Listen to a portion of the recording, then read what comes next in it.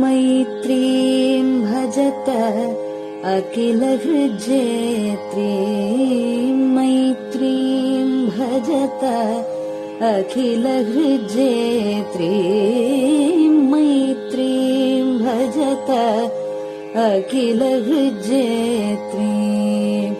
आत्मवदेव परानपि पश्यत, आत्मवदेव परानपि पश्यत। युद्धं त्यजत स्पर्धां त्यजत, युद्धं त्यजत स्पर्धां त्यजत। त्यजत परेष्वक्रममाक्रमणम्, त्यजत परेष्वक्रममाक्रमणम्। मैत्रीं भजत अखिलहृज्जेत्रीं।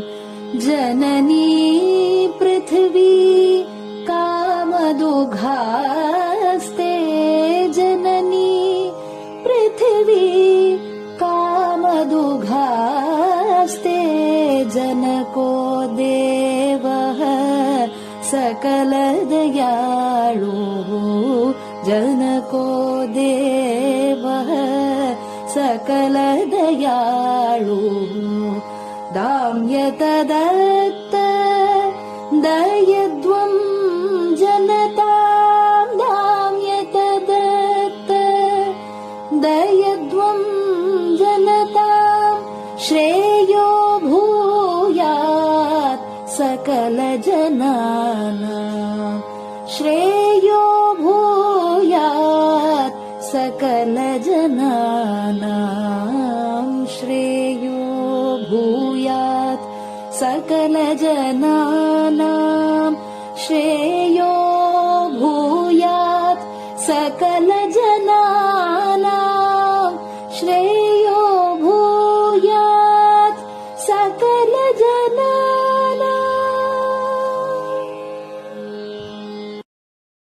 பெரியவா சரணம். மைத்ரீம் பஜத. பாடியவர் குமாரி சிவஸ்ரீ ஸ்கந்தபிரசாத். பெரியவா சரணம். வணக்கம். பெரியவா வானொலியின் காலை நிகழ்ச்சிகளுக்கு உங்களை அன்புடன் வரவேற்கிறோம். முதலில் பெரியவா சுப்பிரபாதம்.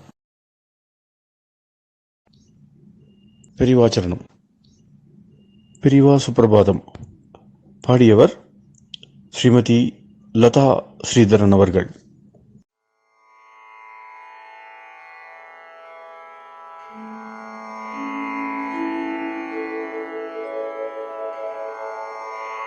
मायात्रियामासु निमीलिताक्षम्, लोकत्रियामासु विनिद्रमेनम्। लोकस्य रीत्या हि निबोधयामि, साक्षात् गुरुं चन्दिरशेखरेन्द्रम्, साक्षात् गुरुं चन्दिरशेखरेन्द्रम्। प्रातः सरोजकुसुमानि विहाय निद्राम्, बालारुणातपसुवर्णमयानि नित्यम्। कूजन्मरालकलहं सरवैः स्तुवन्ति, श्रीचन्द्रशेखर गुरो तव सुप्रभातम्, श्रीचन्द्रशेखर गुरो तव सुप्रभातम्। भृङ्गाश्च पीतमधुमत्तविलासिनिभिः युक्ताः सरोजवनजातसुरेणुपीताः, त्वां स्तुवन्ति मधुरैः कलगुञ्जनैः स्वैः। श्रीचन्द्रशेखर गुरो तव सुप्रभातम्, श्रीचन्द्रशेखर गुरो तव सुप्रभातम् ये लालवङ्गनवमालति मल्लिकाद्याः गन्धीनि नित्यममलानि लता सुमानि अर्चन्ति पल्लवकरैर्विनता गृहीत्वा श्रीचन्द्रशेखर गुरो तव सुप्रभातम् श्रीचन्द्रशेखर गुरो तव सुप्रभातम् तुभ्यं रसालकदलीपनसादिवृक्षा कूजन्विहङ्गनिवहैर्मधुरं स्तुवन्तः माद्वीकसङ्गमधुरं फलमुद्वहन्ति श्रीचन्द्रशेखर गुरो तव सुप्रभातम् श्रीचन्द्रशेखर गुरो तव सुप्रभातम् कावेरि वारिकृतमञ्जनपूतदेहा वेदादिमन्त्रनिवहैर्मुखरीकृताशा विप्रास्तुवन्ति सततं नतमस्तकात्माम् श्रीचन्द्रशेखर गुरो तव सुप्रभातम् श्रीचन्द्रशेखर गुरो तव सुप्रभातम् भक्ताश्च ते विहितकर्म च या विशुद्धाः भक्त्यार्जिताखिल विशिष्टफलैकहस्ताः त्वद्दर्शनमगकरं परिलब्धुकामाः श्रीचन्द्रशेखर गुरो तव सुप्रभातम् श्रीचन्द्रशेखर गुरो तव सुप्रभातम् भूत्यासितेन वपुषा भुविशैव तत्त्वम् शक्त्यार्पितेन मनसा वरशाक्ततत्त्वम् नारायणेति वदता वदनेन विष्णोः तत्त्वं त्वया प्रकटितं तव सुप्रभातम् तत्त्वं त्वया प्रकटितं तव सुप्रभातम् स्वामिन् पदाब्जमधुपा इव भक्तलोकाः सेवां विधातुमधुना तव जागरूकाः उत्तिष्ठ पङ्कजपदानि निधाय भूमौ पूर्वं वदामि विनतस्तव सुप्रभातम् पूर्वं वदामि विनतस्तव सुप्रभातम् इत्यष्टकं शुभकरं कलिकल्मषघ्नम् भक्तेन केनचिदहो परिजल्पितं च उत्थाय जल्पति नरो विनत प्रभाते सन्मङ्गलानि लभते बहुधातिशीघ्रम् सन्मङ्गलानि लभते बहुधातिशीघ्रम् सन्मङ्गलानि लभते बहुधातिशीघ्रम्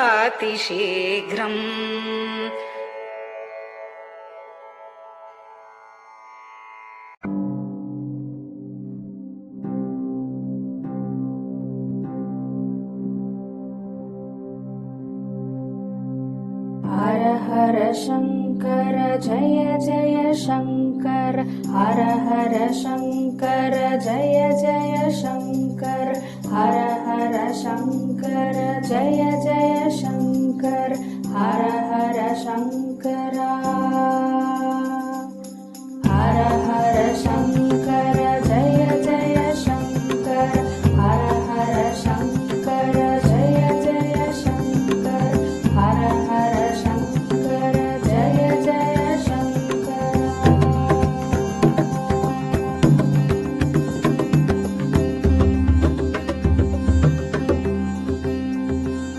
श्रुति स्मृति पुराणानाम्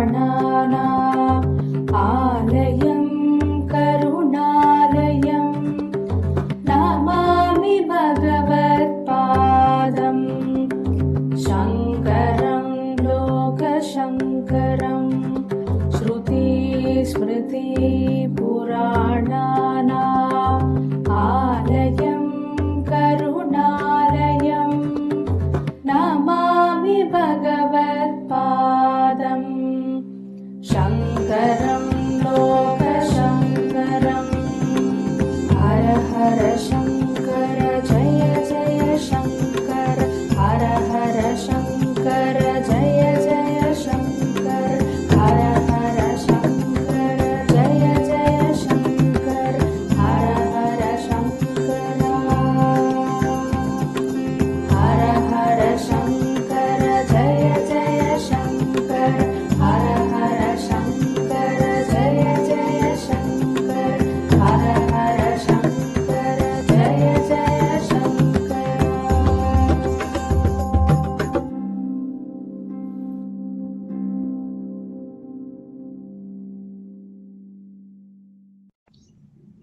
பெரிவாச்சரணம். பெரியவா கராவலம்பம்.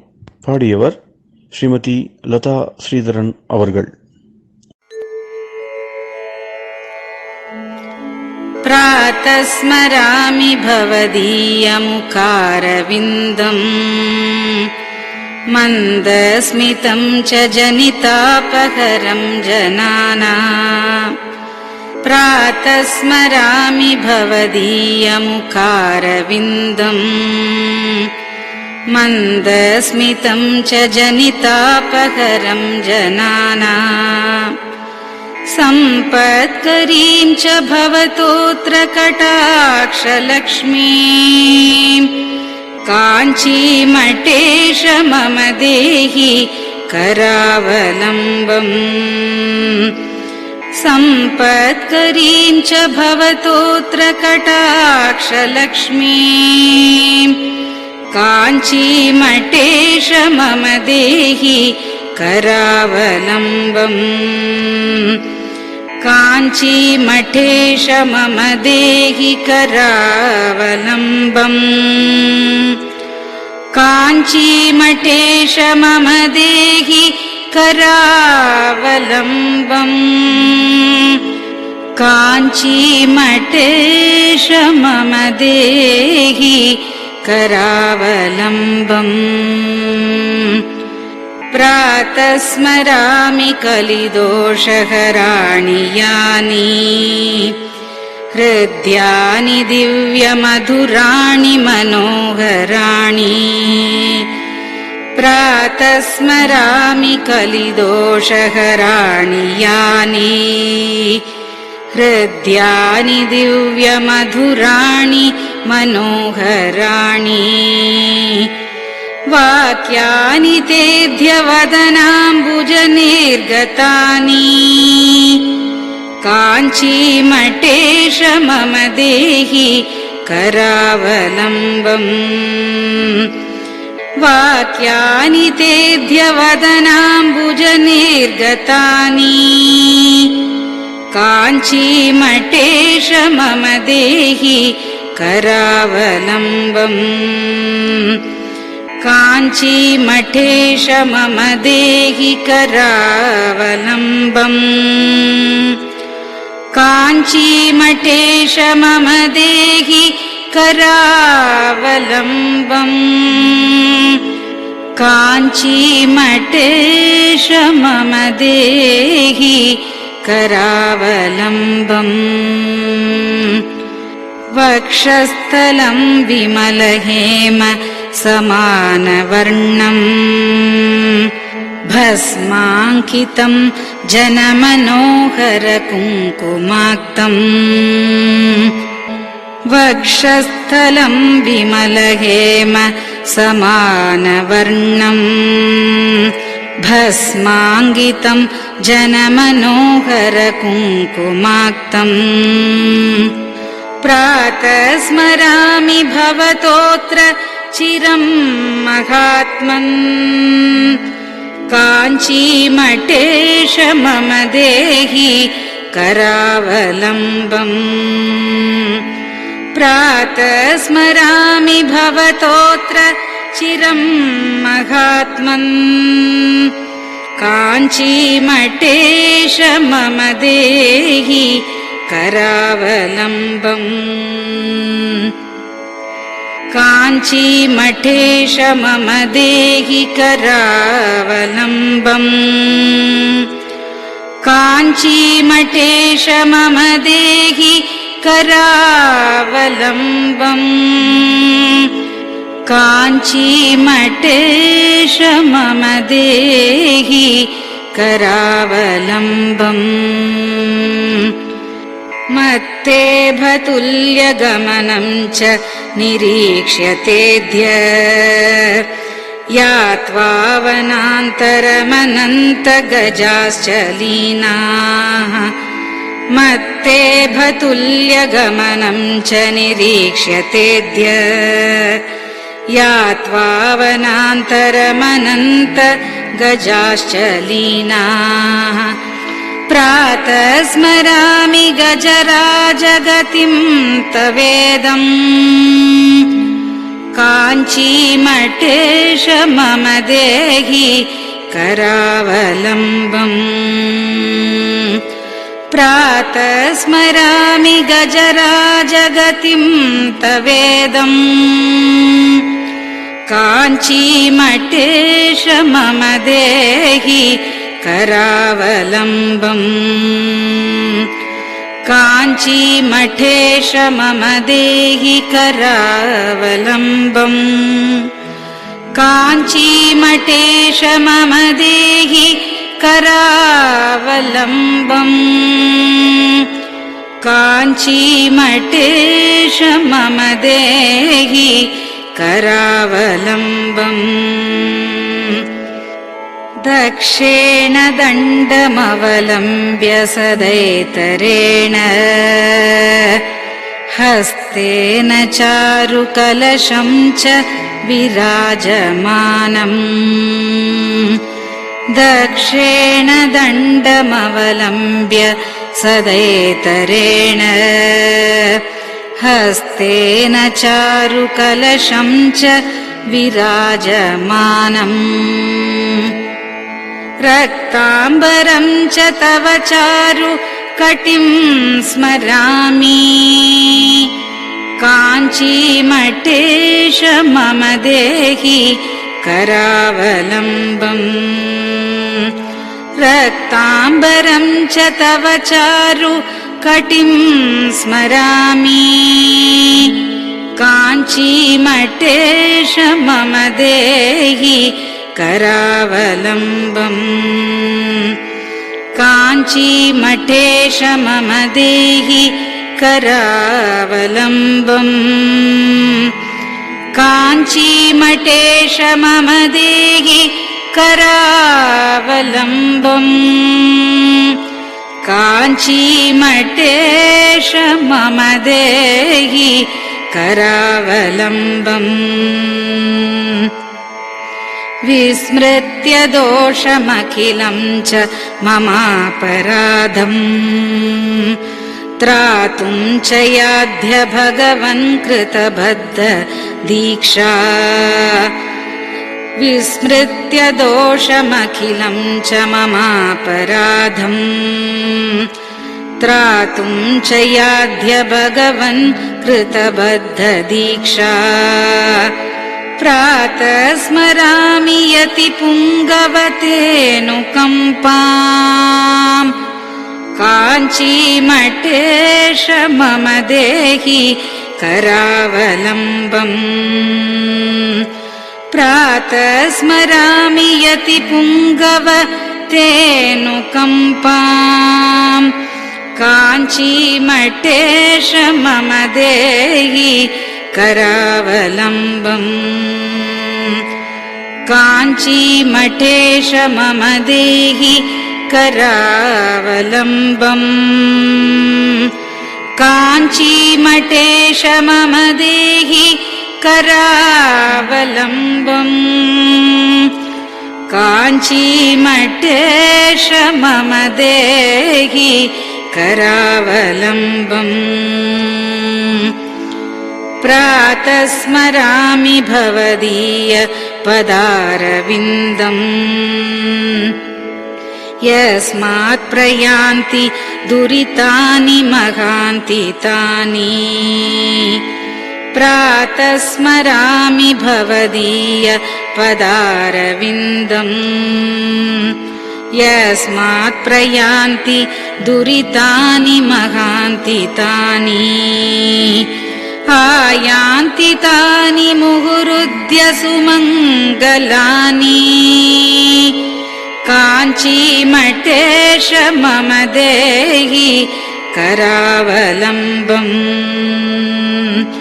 आयान्ति तानि मुहुरुद्य सुमङ्गलानि काञ्चीमठेश मम देहि करावलम्बम् काञ्चीमठेश मम देहि करावलम्बम् काञ्चीमठेश मम देहि करावलम्बम् काञ्चीमठेश मम देहि करावलम्बम् स्नानाश्च पानाश्च निषेवणाश्च ध्यानाश्च पापानिलयं प्रयान्ति स्नानाश्च पानाश्च निषेवणाश्च ध्यानाश्च पापानिलयं प्रयान्ति हे तीर्थपादानुसवं पदं ते तीर्थं च तीर्थीकरणं भजामि हे तीर्थपादानुसवं पदं ते तीर्थं च तीर्थीकरणं भजामि काञ्चीमठेश मम देहि करावलम्बम् काञ्चीमठेश मम देहि करावलम्बम्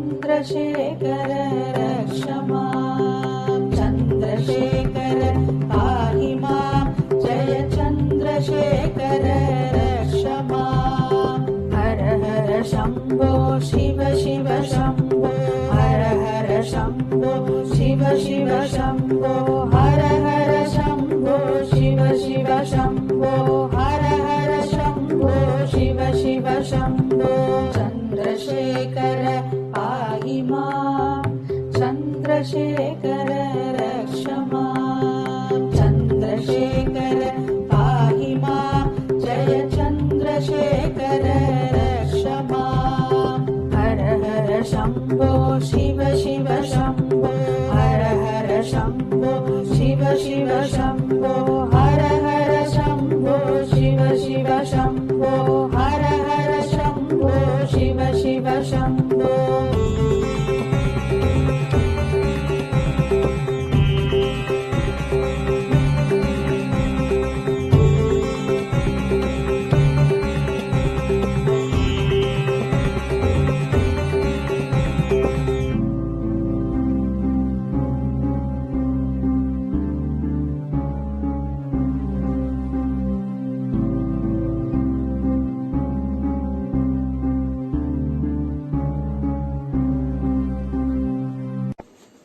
பெரியவா சரணம்.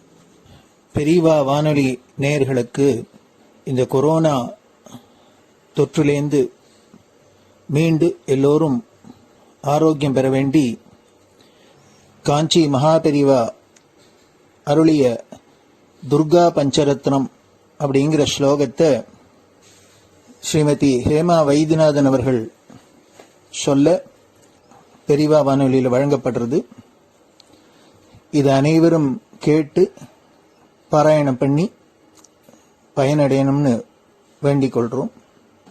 அதை தொடர்ந்து ஸ்ருங்கேரி ஆச்சாரியாள் மகாசன்னிதானம் ஸ்ரீ பாரதி தீர்த்த சுவாமிகள் எழுதிய துர்கா பரமேஸ்வரி ஸ்தோத்திரம், இத பெங்களூர் பசவங்குடியில ஸ்ரீ சத்குரு வேத பாடசாலை நடத்தி வரும் பிரம்மஸ்ரீ டாக்டர் ஸ்ரீனிவாச சர்மா அவர்கள் மாணவர்களுடன் சொல்ல, அதையும் பெரிவா வானொலியில் வழங்கப்படுறது. இந்த இரு ஆச்சாரியர்களும் செய்த இந்த துர்கா ஸ்லோகத்தை எல்லோரும் கேட்டு பாராயணம் பண்றதுனால நம்மளோட இந்த இடரெல்லாம் கலையும். அதனால எல்லோரும் இதை கேட்டு பயனடையுமா வேண்டிக் கொள்கிறோம். பெரிவா சரணம். ते ध्यानयोगानुगता अपश्यन् त्वामेव देवीं स्वगुणैर्निगूढ त्वमेव शक्तिः परमेश्वरस्य मां पाहि सर्वेश्वरी मोक्षदात्री देवात्मशक्तिश्रुतिवाक्यगीता महर्षिलोकस्य पुरः प्रसन्ना गुहापरं व्योमसतः प्रतिष्ठा मां पाहि सर्वेश्वरी मोक्षदात्री परास्य शक्तिर्विविधैव श्रूयसे श्वेताश्ववाग्योदितदेवि दुर्गे स्वाभाविकी ज्ञानबलः क्रियाते मां पाहि सर्वेश्वरी मोक्षदात्री देवात्मशब्देन शिवात्मभूता यत् कूर्मवायव्यवचो विवृत्या त्वं पाशविच्छेदकरी प्रसिद्धा मां पाहि सर्वेश्वरी मोक्षदात्री त्वं ब्रह्मपुच्छा विविधा मयूरी ब्रह्म प्रतिष्ठाच्युपदिष्टगीता ज्ञानस्वरूपात्मतया किलाना मां पाहि सर्वेश्वरी मोक्षदात्री इति परमपूज्य श्री चन्द्रशेखरेन्द्र सरस्वती स्वामिगलकृतं दुर्गा पञ्चरत्नस्तोत्रम् सम्पूर्णम्।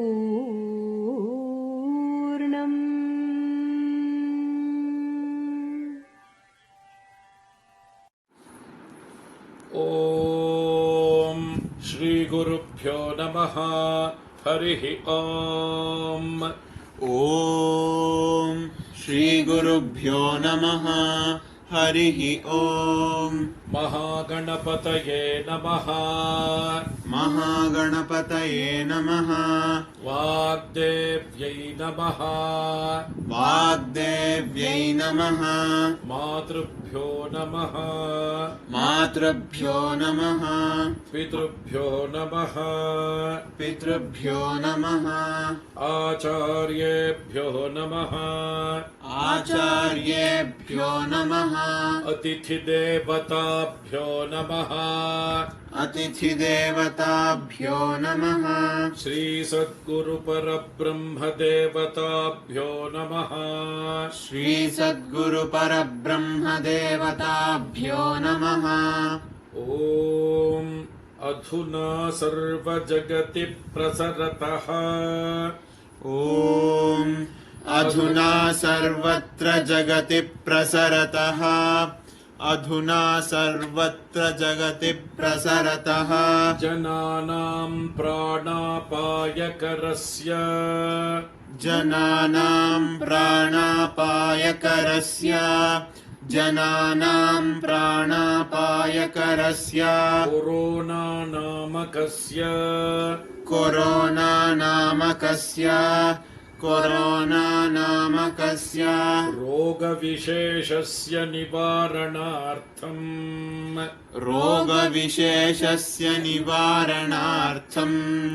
रोगविशेषस्य निवारणार्थं शृङ्गेरि जगद्गुरुविरचिता श्री दुर्गा परमेश्वरी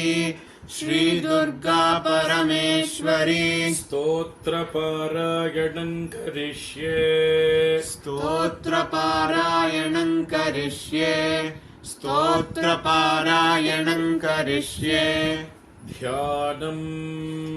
ध्यानं तान् दुर्गान् दुर्गमान् देवीं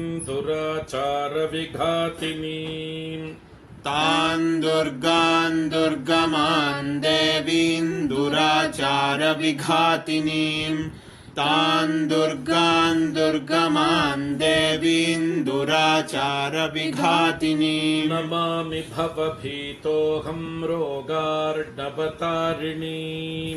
नमामि भवभीतोऽहं रोगार्णवतारिणीम्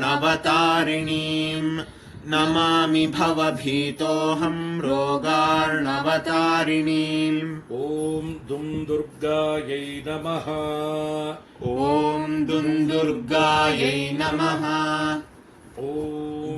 दुं दुर्गायै नमः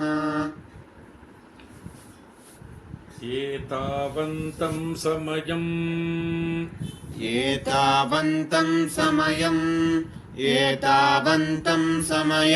सर्वापद्भ्योऽपि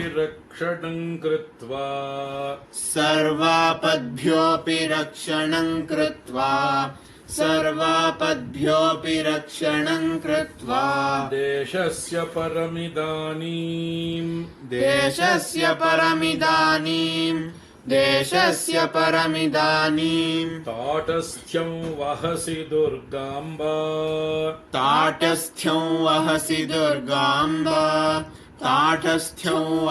दुर्गाम्बा अपराधा बहुशः खलु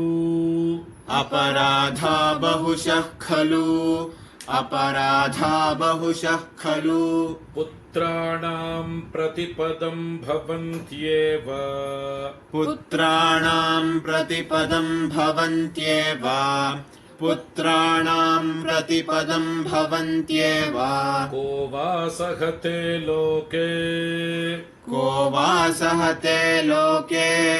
को वा सहते लोके सर्वांस्तान् मातरं विहायैकाम्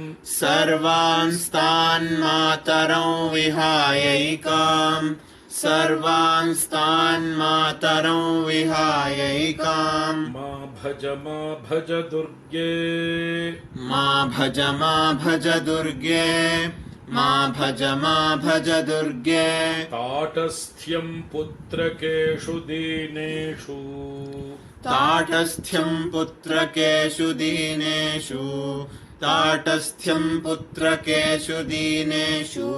के वा गृह्णन्ति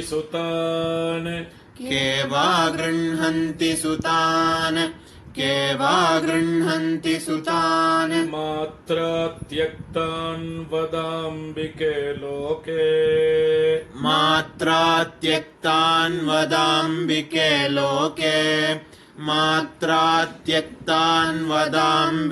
लोके इतः परं वा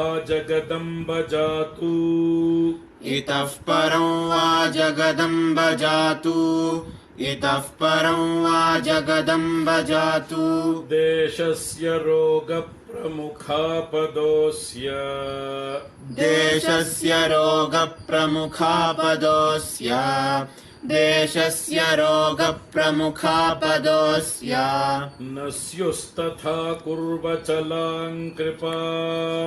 न स्युस्तथा कुर्वचलां कृपाम् न स्युस्तथा कुर्वचलां कृपाम् इत्यभ्यर्थनां मे सफलीकुरुष्व इत्यभ्यर्थनां मे सफलीकुरुष्व इत्यभ्यर्थनां मे सफलीकुरुष्व पापहीनजनतावनदक्षाः पापहीनजनतावनदक्षाः पापहीनजनतावनदक्षाः सन्ति निर्जरवरानकियन्तः सन्ति निर्जरवरानकियन्तः सन्ति निर्जरवरानकियन्तः पापपूर्णजनरक्षणदक्षाम् पापपूर्णजनरक्षणदक्षाम् पापपूर्णजनरक्षणदक्षाम् त्वां विना भुवि परान्न विलोके त्वां विना भुवि परान्न विलोके त्वां विना भुवि परान्न विलोके ॐ शान्ति शान्ति शान्तिः ॐ शान्ति शान्ति शान्तिः श्री सद्गुरु दिव्य चरणारविन्दार्पणमस्तु பெரியவா சரணம். நீங்கள் கேட்க இருப்பது பெரியவா குரல். மகா பெரியவா உபன்யாசங்களில் இருந்து சில பகுதிகள். நமः பார்வதீபதயே கோவிந்தநாம சங்கீர்த்தனம். கிருஷ்ணாஷ்டமி, சிவராத்திரி, பகவான் லோகத்தை அனுகிரகம் பண்றதுக்காக ஆயுர்வேத அந்த சமயத்தில் பூஜை, உபவாசம், பஜனை, பகவான் நாமத்தை சொல்றது, அவருடைய கீர்த்தனத்தை பண்றது, இதெல்லாம் உத்தமமான புண்ணிய காலங்கள். இங்க வசந்த நவராத்திரி பேர் இருக்கு. அப்போ சரண் நவராத்திரின்னு வேறு. சரத் இருக்கு, வசந்த இருக்கு. இந்த புரட்டாசி அர்ப்பிஷ மாசத்துல சரத் இருக்கு. அப்போ சரண் நவராத்திரின்னு, சரத்கால நவராத்திரி ஆனதுனால சாரதா நவராத்திரின்னு வேறு இருக்கு. அது அது துர்கா பூஜைன்னு வேறு வடக்கெல்லாம் சொல்றது. துர்கா அம்பாளுக்கு பிரதானம் அது.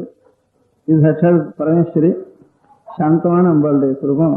அங்கே துஷ்டசம்ஹாரம் பண்ணி கஷ்டங்களெல்லாம் நிவாரணம் பண்ண முடியாத ஒரு அம்பாளுடைய பூஜை அந்த சமயத்தில். ஆனால் ஆயுத பூஜைன்னு சொல்றது விஷயம். இது தேவி நவராத்திரிங்கிறது துர்கா பிரதானம். அது தேவி பிரதானம். சாந்தமான சௌமியமான மாதாவுடைய இது அவசரம். அது நம்முடைய கஷ்டங்கள்லாம் நிவாரணம் பண்ணுறதுக்காக கொஞ்சம் யுத்த சன்னதமாக இருக்க முடியாத ஒரு அவசரம் துர்கைக்கு. சாந்தமாக அனுகிரகம் பண்ணுற சமயம். இப்போ இதுக்கு பட்டணத்துக்கு வரைக்கும் தெலுங்கு தேசத்துலாம் போனால் இந்த ராமநவராத்திரம் ஒன்று சொல்றது இருக்கு. ஏன்னா ராமநவமி அது 9 நாள் ஆனதுனால அது மாதிரி ராமநவமி இந்த ராமநவராத்திரம்னு சொல்றது. இந்த வசந்தத்தில் தேவி நவராத்திரியும் ராமநவராத்திரியும் ஏக காலத்தில் வருது, ஒரே சமயமாக வருது. ஆரம்பமும் பூர்த்தியும் ரெண்டும். ராமனும் தூர்வாகல சாமம்னு அருகம்பில்லுடைய ஒரு பச்சை எப்படியோ அப்போ ஏற்பட்ட சுரூபம் ஸ்ரீராமனுக்கு. பச்சை வண்ணன்னு அவருக்கு பேர். அம்பாலும் அதே மாதிரி தான். பிரசாத் பச்சையான சுரூபம் அம்பாளுடைய சுரூபம். 2 பேருடைய சுரூபம் ஒன்றும். இந்த வேதத்துக்குள்ள வேதாந்தம்ங்கிறது வேதங்களுக்குள்ள வசந்தது உபனிஷத்து ஞானத்தை சொல்றது. அந்த உபனிஷத்துல 10 உபனிஷத்து பிரதானமான உபனிஷத்து. அதில் ஈச உபனிஷத்துன்னு முதல் உபனிஷத்து பேர். 2வது உபனிஷத்துக்கு கேனோ உபனிஷத்துன்னு பேர். இந்த கேனோ உபனிஷத்துல தேவதைகளுக்கெல்லாம் ஒரு பெரிய ஜெயம் வந்துதான் ஒரு காலத்துல. ஜெயம் வந்தோடனே எல்லாரும் தங்களுடைய ஜெயத்தை கொண்டாடினாலாம். இந்த கொண்டாட்டம்னு சொல்றப்போ ஒருத்தருக்கு ஸ்தோத்திரம் பண்ணிக்கிறது, நம்மளால வந்தது, உங்களால் வந்தது, உங்களால் வந்ததுன்னுட்டு அப்படி ஒரு மனசுல ஒரு அகம்பாவம் மாதிரி உண்டாயிடும். அந்த உற்சாகம் உண்டாகக்கூடாது. கொண்டாடுற சமயத்துல பகவானோட அனுகிரகத்தினால கிடைக்கணும்னு சொல்லணுங்கிறத ஜனங்களுக்கு தெரிவிக்கணும்.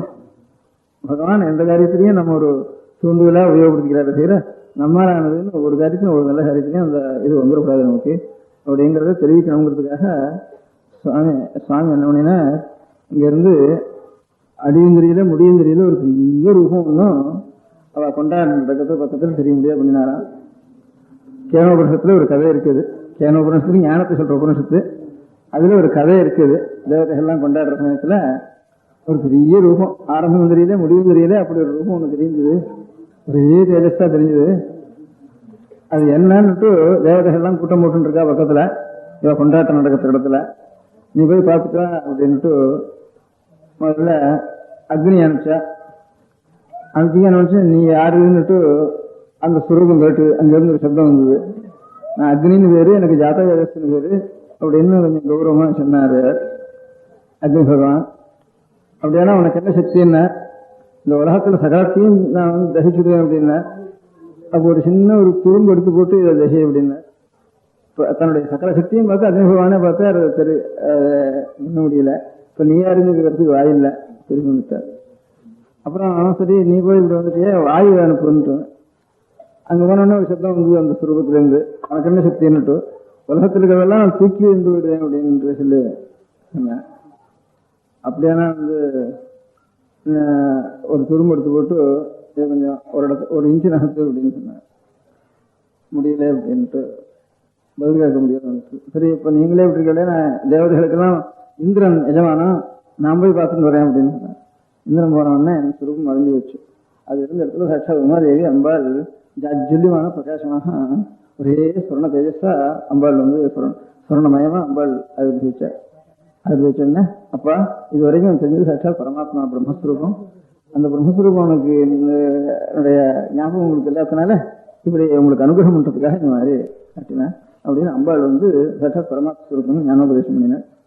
இந்த சரித்திரம் தேவி பாகத்தில் இருக்கு. இது என்னைக்குன்னா சைத்திர மாசம் சொன்னா பங்குனி மாசம் அமாவாசை பூர்த்தியானதுக்கு அப்புறம் 9ஆவது நாள் நாமம் இன்னைக்கு அம்பாள் ஆவிர்வவிச்சாள் அப்படின்னு தேவி பாகவத்தில் சொல்லியிருக்கு. இந்த புராணத்துக்கு போயிருந்தேன், காளஹஸ்தி கஷேத்திரத்துக்கு போயிருந்தேன். அங்க ஒரு புராணம் இருந்தது, அந்த கஷேத்திர புராணம். அந்த கஷேத்திர புராணத்துல சஹஸ்ர ஒரு மலை இருக்கு. அந்த மலை இந்த கண்ணப்பன் இருந்த மலையினுடைய 2 மலையினுடைய கண்டியில நிறைய மாமரங்களும் நிறைய அருவிகளும் ஜில்லுன்னு ஒரு இடம் இருக்கு. கொஞ்சம் தூரம் மலையில ஏறினதுக்கு அப்புறம் ஒரு 2-3 மைல் போய் அங்க சஹஸ்ராட்ச லிங்கம்னுட்டு இந்திரனுடைய லிங்கம்னு ஒரு லிங்கம் இருக்கு. அப்புறம் அம்பாள் ஆவிர்வவிச்சுட்டு அந்த இடத்துல மலை மேல அந்த கஷேத்திர புராணத்துல இந்த யட்சம் அங்க ஏற்பட்டது. அம்பாளுடைய ஞானஸ்வரூபிணி அவர் சொன்ன, அதனாலதான் ஞானாம்பிகைன்னு பேரு. காலஸ்தியில ஞானாம்பிகைன்னு அதெல்லாம் பேரு. ஞானத்துக்கு உபதேசம் பண்ற அம்பிகையானதுனால ஞானாம்பிகைன்னு பேரு. அதனால இங்க தெய்வ பாகத்தில் இப்படி இருக்கு, அந்த காலஹஸ்தி கஷேத்திர புராணத்துல இப்படி இருக்கு. இந்த கேமபுரத்தினுடைய கதையே இதுலயும் இருக்கு, அதுலயும் இருக்கு. இதுல காலம் சொல்லி இருக்கு, அதுல தேசம் சொல்லி இருக்கு. அங்க ஞானாம்பிகையாக அதுக்கு வச்சார் அந்த மலை மேலேன்னுட்டு அங்க சொல்லியிருக்கு. அதனால ராமனுடைய ஒரு நவராத்திரியும் தேவியினுடைய நவராத்திரியும் ரெண்டும் சேர்ந்து வருது இந்த வசந்த நவராத்திரி. அதனாலதான் நாம ராமனை தரிசனம் பண்ணினோம் அந்த இடத்துல, இங்கே தேவியை தரிசனம் பண்ணினோம். இந்த 2 இடமும் சேர்ந்து இந்த 9 நாள் இந்த நவராத்திரி வசந்த நவராத்திரியில பூர்த்தியாச்சு. அதனால அம்பாளுடைய அனுகிரகம் இந்த ஊரெல்லாம் க்ஷேமமா இருக்க வேண்டியது. ஸ்ரீராமன் எல்லாத்தையும் ரசிக்க வேண்டியவர். ராமனுக்கு ஆபதாம் அபகர்த்தாரம் தாதாரம் சர்வசம்பதாம் லோகாபிராமம் ஸ்ரீராமம் பூயோ பூயோ நமாமியம் ஆர்த்தானாம் ஆர்த்திஹந்தாரம் பீதானாம் பீதிநாசனம் திஷதாம் காலதந்தம் ராமச்சந்திரம் நமாமியம் நம கோதண்டஹஸ்தாய சந்தீகிருதராய ச खण्डिताग्रदैत्याय रामाय आपन्निवारिणे अग्रतस्पृष्टतश्चैव पारिषतश्च महाबलौ आकर्णपूर्णधर्माणौ रक्षेतां रामरक्ष्मणौ सन्नद्धः कवची चक्री शापचारङ्गधरो इव गच्छन् ममाग्रतो नित्यं रामः पातु सुरक्षणः. மாதிரி அவருடைய சகலத்தையும் நம்முடைய குடும்பக்ஷேமம், தேசக்ஷேமம், லோகக்ஷேமம் எல்லாத்தையும் சாட்சாத் ராமனுடைய சரணத்துல நாம் அர்ப்பணம் பண்ணி அவனுடைய ஸ்மரணமே பண்ணிட்டு இருந்த சகலக்ஷேமங்களும் நமக்கு உண்டாகும். அவன் அனுகிரகம் பண்ண வேண்டியது நமக்கு சாட்சாத் அம்பிகையும் ராமனும், ராமன் தான் அம்பிகை, அம்பிகை தான் ராமன். அது நம்ம வித்தியாசமே கிடையாது. இந்த ஒரு புருஷ ரூபமா அங்க அனுபவிச்சிருக்கா, நீங்க சாட்சாத் சக்தி ரூபமாக இங்க அனுபவிச்சிருக்கேன். இந்த மாதிரி ராமனை எல்லாருக்கும் ராமன் ராமன் ராமன் தான். அது எடுத்தாலும் வடக்கு துளசிதாசோ, இங்க காசியில, இங்க திருவிழாத்துல ஐயாரோ, இன்னொன்று அருணாச்சல கவிரா இருநூத்தர், அருணாச்சல கவிர ராமாயணம் நிறைய செல்லையாடின்னு ஒரு கஷேத்திரம். அங்க ஒரு பாட்டுக்கு ராமனை பத்தி அவர் பண்ணிட்டு இருக்கார். எந்த மகான்கள் இருந்தாலும் என்ன ராமனே சொல்லிட்டு இருக்கேன்னா, நித்தியம் பாயசத்துக்கு சக்கரையே ஓட்டு இருக்கே அப்படின்னு கேட்டா என்னன்றது. நம்ம சித்தத்துக்கு இனிக்கணும்னா அது சக்கரை ஒரு சமம் தான் இருக்கு. அதனால ராமனே தான் சொல்லிட்டு இருக்கேன்னா ராம ராம ராம ராமன்ட்டு சார் அங்கேயும் ராமஸ்வரூபம் தான், சக்தி சுரூபம் தான், சாட்சாத் ஈஸ்வரனுடைய ராமபாக சொல்லிருக்கார்.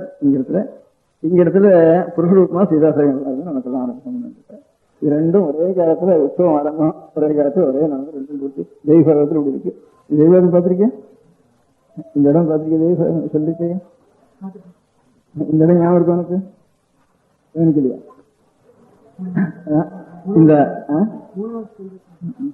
இந்த தேவி ஆயுர்வேதிச்சார் குமாரூபணியாக இந்த இடத்துல நவமியில, இந்த சைத்திர சுக்ல நவமியில ஆயுர்வேதிச்சார்ன்ட்டு அதனால ஞானாம்பிகையா இருந்து நமக்கு அம்பாள் அனுகிரகம் பண்ணிருக்கார். தட்சா சர்வாபத்தையும் ரட்சிச்சுண்டு சார் ராமன் நமக்கு அனுகிரகம் பண்ணிட்டு. ஜானகி காந்த ஸ்மரணம் நம பார்வதி பதயே. அப்போ எல்லாரும் நல்லா வாழ்ந்துருக்கோம். ஒரு தாயார் இடத்துல 10 குழந்தைகள் இருக்கிறப்ப எவ்வளவு சந்தோஷமா இருக்கும். இந்த மாதிரி உலகம் முழுக்க ஒரு தாயாருடைய குழந்தைகளாக இருந்து நாங்கள் நிமிஷமாக இருக்கணும். அதுக்காகத்தான் அம்பாளை உபாசிக்கணும். ஒவ்வொரு கோவில்லையும் அம்பாள் உடைய சன்னிதானம் வச்சுக்கிறதுக்கு உத்தேசம்.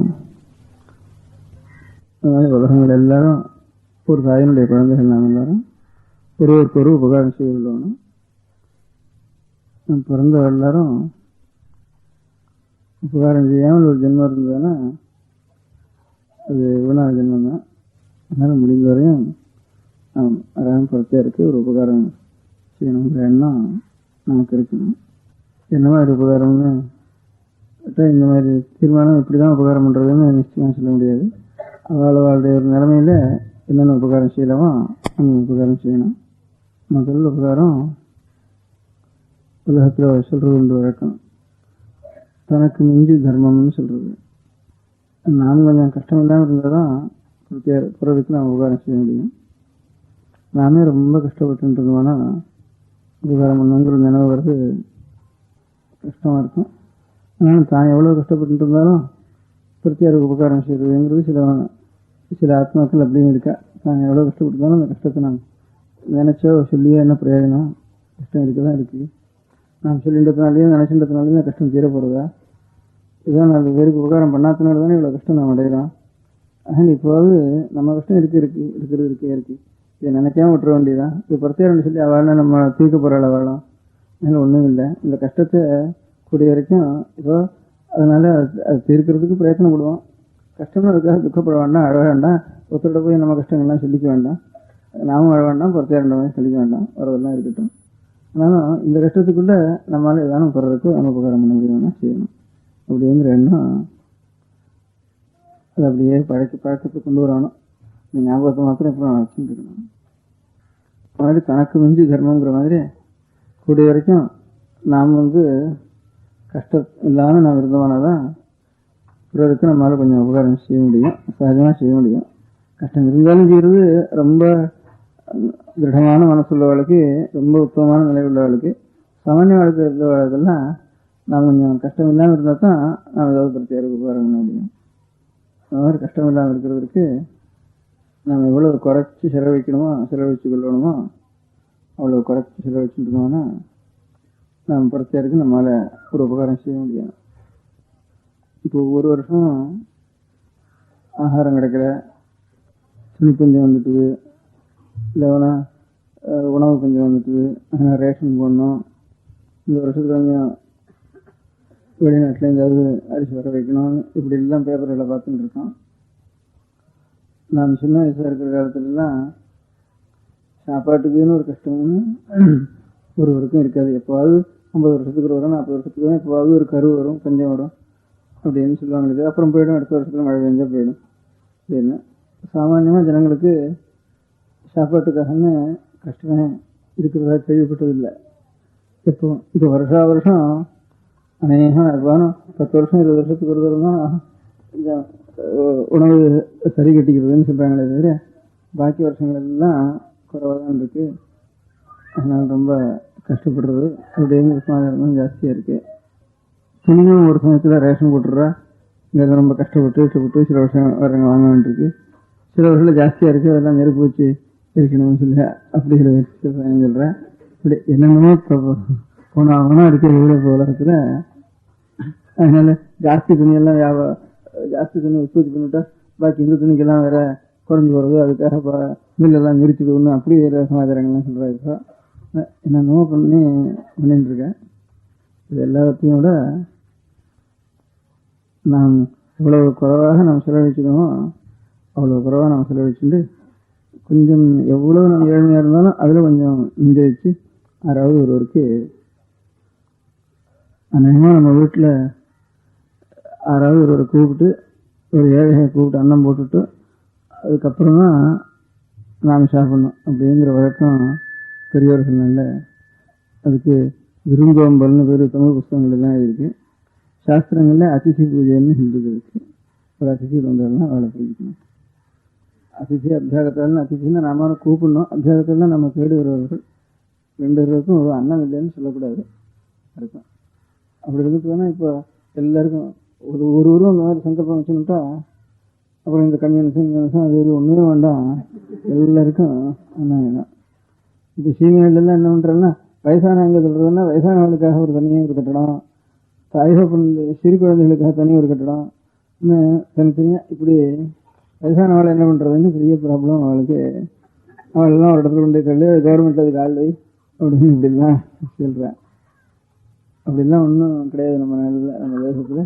அப்புறம் ஒரு வாழ்க்கை, ஒரு குடும்பம் அப்படின்னு ஒருத்தருக்கு ஒரு அன்பு, அந்த அன்போடு நடந்து வந்து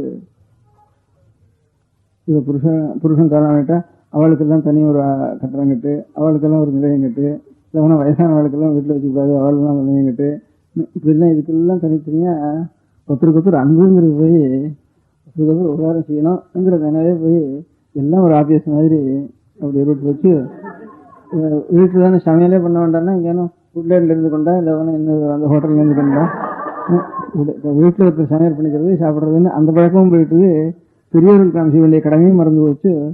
குழந்தைகளுக்கு செய்ய வேண்டிய கடமை, பெரியவர்களுக்கு கொஞ்சம் வீட்டில் கஷ்டப்பட்டவாள் யாசித்தால் அவளுக்கு செய்ய வேண்டிய கடமை, இதெல்லாம் எல்லாம் கவர்மெண்ட் பார்த்துட்டா தான் ஒன்று அப்படி ஆகாமல் நாமே அவ்வளவா அந்த குடும்பத்தில் முதல்ல உபகாரம் இந்த மாதிரி உபகாரம் செய்யணும். அதுக்கு காரணம் என்னன்னா ஒவ்வொரு குடும்பமும் இப்போ ரொம்ப கஷ்டப்படுறது, கடன் வாங்காத குடும்பம் ரொம்ப குறைவாக இருக்குது. அந்த மாதிரி கடன் வாங்க முடியாத நிலைமை நம்ம வச்சுக்கூடாது. குடும்பமும் இந்த மாதிரி கடன் வாங்குறது, ராஜாங்கங்கள்லேயும் வர காட்டிலும் செலவு ஜாஸ்தியாக இருக்குன்னு அவளும் கஷ்டப்படுறா, அவளும் கடன் வாங்கி தான் ஒரு காரியங்களை செய்யணுன்ட்டு. இப்போ கடன் வாங்காமல் இருக்கிறது தான் பெரிய உபகாரம். தனக்கு மிஞ்சி செல்வம்னு நாம் கடன் இல்லாமல் இருந்தால் தான் நாம் இன்னொருவருக்கு ஒரு உபகாரம் செய்ய முடியும். சொல்கிற வழக்கம் வரவே சிரித்து செலவே பெருத்து அதுவே ஒரு பெரிய திருடுன்னுட்டு அசத்துக்கு ரொம்ப கஷ்டத்துக்கு கொண்டு வந்து விடும் எல்லா காரியங்களையும். இப்போ நாங்கள் இது வரைக்கும் என்ன பண்ணிட்டு இருந்தோம், உடம்புக்கும் சௌகரியமாக இருந்தது. சாமானியமாக கிராமங்களில் ஒரு கேவுரு கூழ், களி, கஞ்சி, கூழ், இது 3 கஞ்சி சாமானியமாக இருக்கும். அதுக்கு தவிர கூழ் இன்னும் கொஞ்சம் கட்டியாக இருக்கணும்னா ஒரு களி, இது 3 எந்தெந்த ஊரில் எந்தெந்த தானியம் சாப்பிட்றதோ நவதானியங்கள், அந்த தானியங்கள்லேருந்து கம்பு கேவுரு இதில் வச்சுட்டு அந்த பெரிய நாளில் தான் சாப்பிட்டு இருந்தேன். இப்போ திடீர்னு அந்த நாளெல்லாம் இல்லாத ஒரு பஞ்சமத்து வரத்துக்கு காரணம் புளிங்கரிசி கூட சாப்பிட்டு இருந்தேன். எல்லாருக்கும் பச்சரிசி சாப்பிடணும்னா ரேஷன் போட வேண்டியிருக்கு. அதனால முன்னாள் நான் கேட்டிருக்கேன், ரொம்ப ஆச்சாரம் உள்ள பூஜை, ஹோமம் வளர்க்குறது, பூஜை பண்ணுறது, இப்படி பண்ணிட்டு இருந்த பெரிய வேதம் படிக்கிறது, இப்படி இருந்த ரொம்ப பெரிய வேலை இருக்கிற எல்லாரும் கூட பச்சரிசி கொஞ்சம் பண்ணி சாஸ்திரத்துக்கு மந்திரம் சொல்லி முதல்ல போட்டு வாய்க்கு பிராணாகுதி பண்ணிக்கிறதுக்கு மாத்திரம் கொஞ்சம் பச்சரிசி வச்சுட்டு ஒரு பிடி அதுலேருந்து வச்சுட்டு பாக்கியெல்லாம் இந்த கேவரும் கூழும் இந்த மாதிரி இதெல்லாம் சாப்பிட்டு இருந்தான்னு சொல்லி நான் கேட்டிருக்கேன். வீடும் அப்படி தான். இப்போ சாமானியாக ஒரு குடியானம் வந்தது, ஒரு உடற குடியானம், அது ஒரு பறையர்களுடைய குடிசை. அதே மாதிரி தான் பிராமணர்களுக்கும் அக்ரஹத்தில் அந்த மாதிரி சின்ன குடிசையாக தான் இருக்கும். அதனால் கொஞ்சம் வைசியர் அதெல்லாம் ராஜாங்கம் அதுதான் கொஞ்சம் உயர்ந்த வீடுகளாக இருக்கும். தவிர இன்னும் அவளுடைய கடமை திரைகளோடையும் திரையந்தரோடையும் சொல்லி கப்பல் வியாபாரங்கள் பண்ணி இதிலேருந்து நவரத்னங்கள்லாம் கொண்டு வந்து அதுவும் ஒரு இடத்துல இருக்கணும் இல்லையா. அதுக்காக வைசியர்களுக்கும் ராஜாங்கள் ராஜ்யபாரம் பண்ணணும். அதுக்காக கொஞ்சம் பெரிய மாளிகைங்கிறது அவளுக்கு இருக்குமே தவிர பாக்கி இருக்க முடியாத குடியானவர்களோ அது பறையர்களோ பிராமணர்களுக்கெல்லாம் ஆசிரமம் வேறு. அந்த இவரோட இப்படி தான் இருக்கும், அவரோட இப்படி தான் இருக்கும். பாக்கி இல்லை. வைசியர்களுக்கும் அரசியர்களுக்கும் மாத்திரம் ஏன்னா அந்த ஒரு கலை சிற்பம்ங்கிறது அந்த ஒரு கட்டடம் கட்டுறதுங்கிற சிற்பம் வீணாக போகக்கூடாது, அது தெரிய மறந்து போகக்கூடாதுங்கிறதுக்காக அந்த மாதிரி வேசியாளுக்கும் அரசர்களுக்கும் மட்டும்தான் கொஞ்சம் உயர்ந்த வீடுகள் இருக்கும். பாக்கியெல்லாம் பிராமணர்களுக்கெல்லாம் ஆசிரமம் தான் இருக்கும், இவர்களுக்கெல்லாம் குடிச்சு தான் இருக்கும். சாப்பாடும் இப்படிதான், எது எங்கெங்க சாப்பிட்றோ அதான் கட்டின்னு இருப்பாங்க. அதனால எல்லாரும் ஒன்னையும் சாப்பிட்றதுன்னு வரப்போ ஒன்றும் போகாது. எது உடம்புக்கு சௌகரியம், வயறு ரொம்ப இருக்கும். இப்போ சாப்பிட்றதுனால பலம் குறைஞ்சி போகிறது சரீரத்துக்கு. அது எல்லாரும் ஒரே சாப்பிட்றதுன்னு தானே உடம்பும் குறைஞ்சி போயிடுறது. அந்த அவசானம் சாப்பிட்ருந்தா உடம்புக்கும் சௌகரியமாக இருக்கும். அதே மாதிரி சாமான்யமாக ஒரு மானத்தை ரட்சிக்கிறதுக்கு அதில் ஒரு குளிருக்கு இந்த ஒரு கம்பளி இருக்கும். இப்போ ஆட்டடையாக போட்டுருக்கான் ஒரு கம்பளி, சாமான்யமாக கருப்பாக ஒரு கம்பளி இருக்கும், இல்லைன்னா வெளுப்பாயும் இருக்கும். ஆடு மேய்க்கிறவங்க ஒரு கம்பளி போட்டுருவோம், பனியில் மழைக்க வேண்டியதுனால அந்த மாதிரி கம்பளி இருந்தால் போகிற மனுஷனுக்கு. இதுவும் முழங்கால வரைக்கும் ஒரு துணியும் மூளை போத்திக்கிறதுக்கு நேரம் போத்திக்கலாம், தலையில் முண்டாசு மாதிரி கட்டிக்கும் ஒட்டிக்கலாம். நீங்கள் வெயில இருந்ததுனா இந்த மாதிரி ஒரு 4 முழம் துண்டும், மேலுக்கு 4 முழம், கீழுக்கு 4 முழம் 6 முழம் இதோட இருந்தது. இப்போ நாங்கள் எல்லாரும் ஃபுல் சூட்டு போடுறது, சட்டை போட்டுக்கிறது அப்படின்னு வர சமயத்தில் அதிகமாக வேண்டியிருக்கு. தையல் கூலி வர வேண்டியிருக்கு, செலவு வர வேண்டியிருக்கு. துணியாக இருந்தாலும் நம்ம துணியை நாமே வச்சு இது பண்ணிக்கலாம். இது எல்லாத்துக்கும் செலவு அதிகமாக துணி கொஞ்சம் ஜாஸ்தியாக போடுறது ஒரு சமயங்களில். அதுக்காக மில்லு வைக்க வேண்டியிருக்கு. மில்லில் ஜாஸ்தி துணி உண்டாயிடுச்சுன்னா இன்னொரு துணிக்கு, மேல் துணிக்கும் கை துணிக்கும் கைத்தறிக்கும் சண்டைன்னுட்டு அது வேறு சண்டை வந்துடுறது உலகத்தில். இப்படி இந்த அனாவசியமான சண்டையெல்லாம் இல்லாமல் ஆகாரம் எவ்வளோ மானத்தை ரட்சிக்கணும் அல்லது குளிரை ரட்சிக்கணும், இது ரெண்டுக்கு தான் வஸ்திரம் வேணும். அதனால் யாரோ சலஹானிக்கு உர போட்டுக்கிற மாதிரி கை கால் எல்லாத்துக்கும் உர போட்டுக்கிறது வெள்ளக்காரம் வழக்கம். அது நமகனத்துக்கு கையிலே சமாதானம் வேண்டியதில்லை. அவனே சரியில் போட்டது நாம் எடுத்துக்கலாம், தைச்ச துணியே போட்டுக்கூடாதுன்னு தர்மசாஸ்திரங்கள் இந்த இருக்குது. ஸ்வீதவஸ்தகாரணம்னு அது நாமே ஒரு ஓட்டை போடக்கூடாது. இதில் சுகமாக தறியிலேருந்து எடுத்து அந்த கோடி துணியோடு தான் நம்ம கட்டிக்க வேணும். அதே மாதிரி தான் ஸ்திரீகளும் அப்படி தான் கட்டிக்கணும், புருஷர்களும் அதே மாதிரி தான் கட்டிக்கணும். புருஷன்னா 2 துணியாக கட்டிக்கலாம், கீழே ஒன்றும் மேலே ஒன்றும் 2 துணியாக கட்டிக்கலாம். முன்னாடி ஒரே துணி கட்டிக்க வேண்டியது. அந்த மாதிரி துணியிலேயே நம்முடைய பெரியவர்களுக்கு மாதிரி சட்டை போட வேண்டிய அவசியம் இல்லை. ஆகாரத்தையும் நம்முடைய பெரியவர்கள் இது பண்ணுறது அந்த மாதிரி எது குறைச்சலான விலையில் ஆகாரம் பண்ண முடியுமோ அது உடம்புக்கும் நல்லது. கொஞ்சம் அதிகமான பணத்தையும் செலவழித்து துணியிலையும் ஆகாரத்துலையும் அதிகமான பணத்தை செலவழித்து இது ரெண்டும் இல்லாமல் ஒரு சம்மந்தம் இல்லாமல் காஃபி வேறு. இந்த காஃபி, இந்த சாமானியமாக ஒரு பட்டுப்புடவை, இது ரெண்டும் ஒரு குடும்பத்துக்கு நம்ம கணக்கு பண்ணினோம்னா இந்த ரெண்டையும் நிறுத்திட்டோம்னா மனுஷன் செத்து போயிட மாட்டான். கஞ்சி குடிக்கலாம், உடம்புக்கும் பலமாக இருக்கும். இது ரெண்டும் குறைஞ்சிட்டு தானே ஒரு குடும்பத்தில் எவ்வளோ செலவழிகிறதோ அதில் பாதிக்கு மேலே மிஞ்சி போயிடும். கடன் வாங்க வேண்டாம்.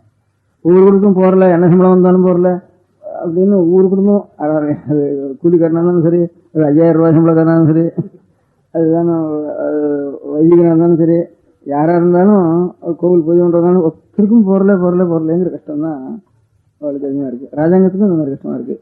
நாமெல்லாம் குறைச்சுட்டா ராஜாங்கத்துக்கும் கஷ்டம் இருக்காது, எல்லாம் சேர்ந்துதான் ராஜாங்கம். அதனால ஒவ்வொரு குடும்பத்துக்கும் அவசியம் என்ன, அவசியம் இல்லாதது என்ன, பெரியவர்கள் எப்படி வாழ்ந்துட்டு இருந்தாங்க. அதனால ஆம்பளைன்னா ஏதோ ஒரு துணி கீழே குடிக்கிறதுக்கு முழங்காமட்டும் ஒரு துணி, மேலே ஒரு துண்டு, இது போகிறோம். இப்போ இதுக்கு பேருக்காவது காந்தி அந்த மாதிரி பண்ணிட்டு இருந்தேன். ஒரு துணி மாத்திரம் கட்டிட்டு நான் வந்து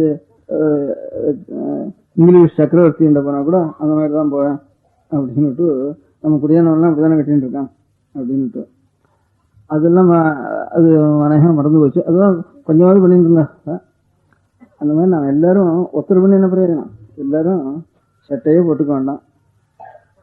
இப்போ நம்ம அனாவசியம் வெள்ளைக்காரனை பார்த்து நம்ம ஒரு ஒன்றுக்கு ஒன்று பார்த்து பண்ணிக்கிற மாதிரி நம்ம நாட்டில் இந்த கிராப் பண்ணிக்கிற செலவும் இல்லை.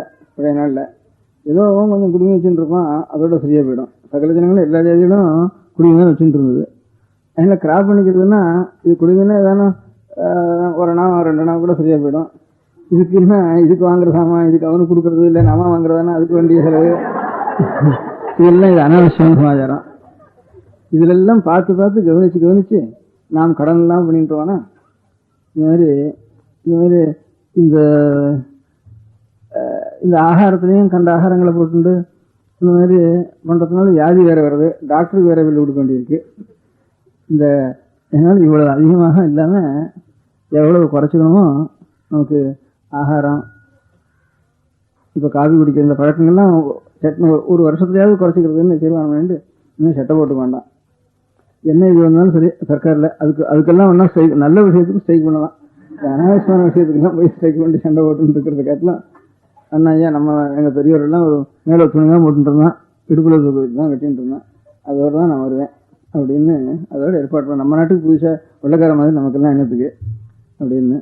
கிராப் பண்ணி வரணும்னா வேண்டாம், எனக்கு கொஞ்சம் உத்தியோகம் கிராப் பண்ணிக்காக தான் வருவேன். எங்கள் பாட்டம் இப்படி இருந்தானே இப்படி இருந்தால் போகிறோம். எனக்கு உபயோகம் இருந்தால் பாட்டனை காட்டிலும் வேறு எதுவும் பண்ணிக்குவோம். உபயோகம் இல்லாத காரியத்துக்கெல்லாம் வெள்ளக்கார மாதிரி நாமத்துக்கு வருஷம் போடணும். அவன் என்ன நம்ம பார்த்து அவன் தான் குடிக்க வச்சுக்கிட்டுவேன், அவனை பார்த்து நாமத்துக்கு கிராப் வச்சுக்கணும். இந்த மாதிரி நம்ம ஜனங்கள் எல்லாரும் நமக்கெல்லாம் பொதுவாக பல்லு பிற 18 ஜாதின்னு சரி எல்லா ஜாதியில் நாட்டாமக்காரங்களும் சேர்ந்து ஒரு காரியங்களை தீர்மானம் பண்ணுறது ஊர் காரியங்களை. அதுதான் பல பட்டறைன்னு சரி, ஒவ்வொரு பட்டறைன்னு சொல்கிற வரைக்கும். ஆனால் ஊரில் ஒரு பட்டறை மாத்திரம் பிரதானமாக இருக்கும். பெரிய இந்த மாதிரி பெரிய ஊர்களில் ஒவ்வொரு பட்டறைகளும் சேர்ந்து எல்லா பட்டறையும் சேர்ந்து எல்லா நாட்டாமக்காரங்களும் சேர்ந்து பண்ணிக்குவேன். அந்த நாட்டாமைங்கிறது இருந்ததுன்னா அப்புறம் நாட்டாமை இருந்த காலங்களில் சரியாக நடக்கிற காலங்களில் போலீஸுக்கு காரியமே இல்லை. ஒரு ஜாதியில் ஒருத்தன் தப்பு பண்ணிட்டான்னா அந்த ஜாதி நாட்டாமக்காரர்களை கூப்பிட்டு அவனுக்கு உடனே கவரம் கொடுவா, அப்புறம் அவன் வீட்டுக்கு போகிறதில்ல கட்டுறதில்ல, அவனுக்கு கட்டுப்பாடு பண்ணிட்டான்னா அந்த தப்பு அதோடு நின்று போயிடும். அதனால இப்போ திருடுறது, பொய் சொல்கிறது, மோசம் பண்ணுறது, கெட்ட நடவடிக்கை பண்ணுறது, இது எல்லாத்தையும் அந்தந்த ஜாதி நாட்டம் சரியாக இருந்த காலங்களில் தப்புங்கிறத பாவங்கிறத நம்ம நாட்டில் இல்லவே இல்லை. அதெல்லாம் கொஞ்சம் குறைஞ்சி போனதுனால கவடி போனதுனால பாவம் கெடுதல், அதுக்கு போலீஸ்காரா, அதுக்கு ஸ்ட்ரைக்கள், இதெல்லாம் கஷ்டங்கள் இதெல்லாம் ஜாஸ்தியாக வருது. அதனால் அந்தந்த ஜாதி நாட்டம் எல்லாம் ஏற்பட்ட காரணம் எல்லாருக்கும் ஜாதி இல்லாமல் எல்லாம் ஒன்றா இருக்குதானே கட்டுப்படுத்த முடியாது ஜனங்களை. ஒரு 200 வீட்டுக்கு 300 வீட்டுக்கு ஒரு நாட்டாகம் ஜாதி நாட்டம்னு வச்சுருக்கோன்னா அவளுக்குள்ளே கொடுக்கல் வாங்கலன்னா அப்போ இவன் ஆறு எந்த குடும்பத்தை சேர்ந்தவன் நல்லா தெரிஞ்சு போயிடும். அவள் பந்துக்கெல்லாம் சேர்ந்து அப்பா இவனை விலைக்கு வச்சுட்டேன், இந்த மாதிரி தப்பு பண்ணாதே, அதுக்கு இந்த மாதிரி அபராதம் கோவிலுக்கு இதாக கட்டு, இல்லை அவனை ஒரு பிராயசித்தம் பண்ணிக்கோ அப்படின்னு சொன்னால் அப்போது ஒரு பயம் இருக்கும் ஜனங்களுக்கு. அப்படி இல்லாமல் இருந்தானா போலீஸ்னா அவன் போலீஸ் அவன் அடிக்கிறான், நாம் கல்வத்து அடிக்கிறான், அவன் தடி எடுத்து அடிக்கிறான் அப்படின்னு ஒருத்தருக்கிட்ட சண்டையாக வருது தெரியுது. ஒரு பந்துக்கள் மரியாதை அதுகளுக்குள்ளே கட்டிருந்ததுன்னா உலகத்தில் கற்றந்த வைப்புகளும் துஷ்டத்தனங்கள் அதெல்லாம் ரொம்ப குறையும் பார்த்துண்டு. அதனால் முதல்ல நம்ம குடும்பத்துக்கு தனக்கு மிஞ்சி தர்மங்கிறதுக்கு நாம் ரொம்ப ஏழையாக இருக்கிறவா எவ்வளவு குறைச்சலான விலையில் புடவை எடுக்கிறாளோ அந்த புடவை நாம் எடுக்கிறது. ஆகாரத்தில் அவசியம் இல்லாத சாமான்லாம் நமக்கு வேண்டாம். ஏதோ ஒரு கஞ்சி கிஞ்சி, ஒரு அரிசி கஞ்சியோ கோதுமை கஞ்சியோ ஒரு கேவரு கஞ்சியோ அந்த மாதிரி இது ரொம்ப குறைச்சலான விலையில் கிடைக்கிறதோ அந்த மாதிரி நம்ம குடும்பத்தை பண்ணிக்கிறது. நமக்கு 1000 ரூபா சம்பளம் இருந்தாலும் பாதகம் இல்லை.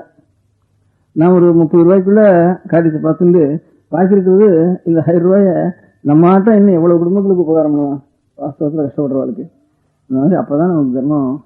ஒவ்வொருவரும் இன்னைக்கு கவனித்து பார்த்தா நம்ம ரொம்ப கஷ்டப்படுறோம் குழந்தைகளுக்கு கல்யாணம் பண்ணுறதுக்கு கடை வாங்க வேண்டியதுக்கு கஷ்டப்படுறதுன்ட்டு மாதம் நம்ம கஷ்டப்பட்டுட்டோம். அப்புறம் ஒரு கல்யாணம் கூட வீட்டை வைக்க வேண்டியது, நல்லா சேர்க்க வேண்டியிருக்கு, அதனால் வியாபாரத்தை வச்சுருக்கு, இப்படி எல்லாம் கஷ்டப்படுறோம்.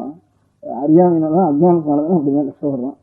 அதனால் அந்த அஜ்ஞானங்கள்லாம் நமக்கு இல்லாமல் நம்ம புறத்தையார் மாதிரி வரணும். இந்த அனாவசியமான செலவெல்லாம் இந்த குடிமைக்கு பிரிச்சுக்கவே வேண்டாம், காஃபி வேண்டாம், புடவை கொஞ்சம் அதிகமாக எவ்வளவு குறைச்சலான இப்போ ஒரு குடியான ஸ்திரீ இருக்கா, ஒரு கூலி செய்கிற குடியான ஸ்திரீ அந்த மாதிரி கூட அவளுக்கு மானம் ரசிச்சுக்கு இல்லையா, அந்த மாதிரி நம்ம ரசிச்சுட்டா போகிறோம். உயர்ந்த இது வேண்டவே வேண்டாம். இது இன்னொரு தோஷம் கூட இருக்குது. ஒரு பட்டுப்புடவை எடுத்தோம்னா அதில் எத்தனை புழுவை கொண்டும் ஒரு கோடி புழுவை கொண்டும் ஒரு புடவை வேண்டியிருக்கு. இந்த பாவம் நமக்கு என்னத்துக்கு? பட்டு பூச்சியிலிருந்து தான் வர வேண்டியிருக்கு. அந்த பூச்சியெல்லாம் வெந்நீரில் போட வேண்டியிருக்கு. அதில் போட்டு தான் நாம் எல்லாம் துணியை பண்ண வேண்டியிருக்கு. இவ்வளோ பாவம் வேறு. இந்த பாவம் தான் நமக்கு கஷ்டமாக அப்புறம் சேர்றது. அதனால் இதெல்லாம் ஒன்றும் வேண்டாம். இதோ நுண்ணி புடவை, அதுலேயும் ரொம்ப ஏழையாக இருக்கிற வயதை வாங்குறாலும் அது கூட நமக்கு பணம் இருந்தாலும் அது வேண்டாம் அப்படின்னு இந்த புடவை, அடுத்தவரை ஒரு காப்பி, அதுக்கப்புறம் கிராப் பண்ணிக்கிறது.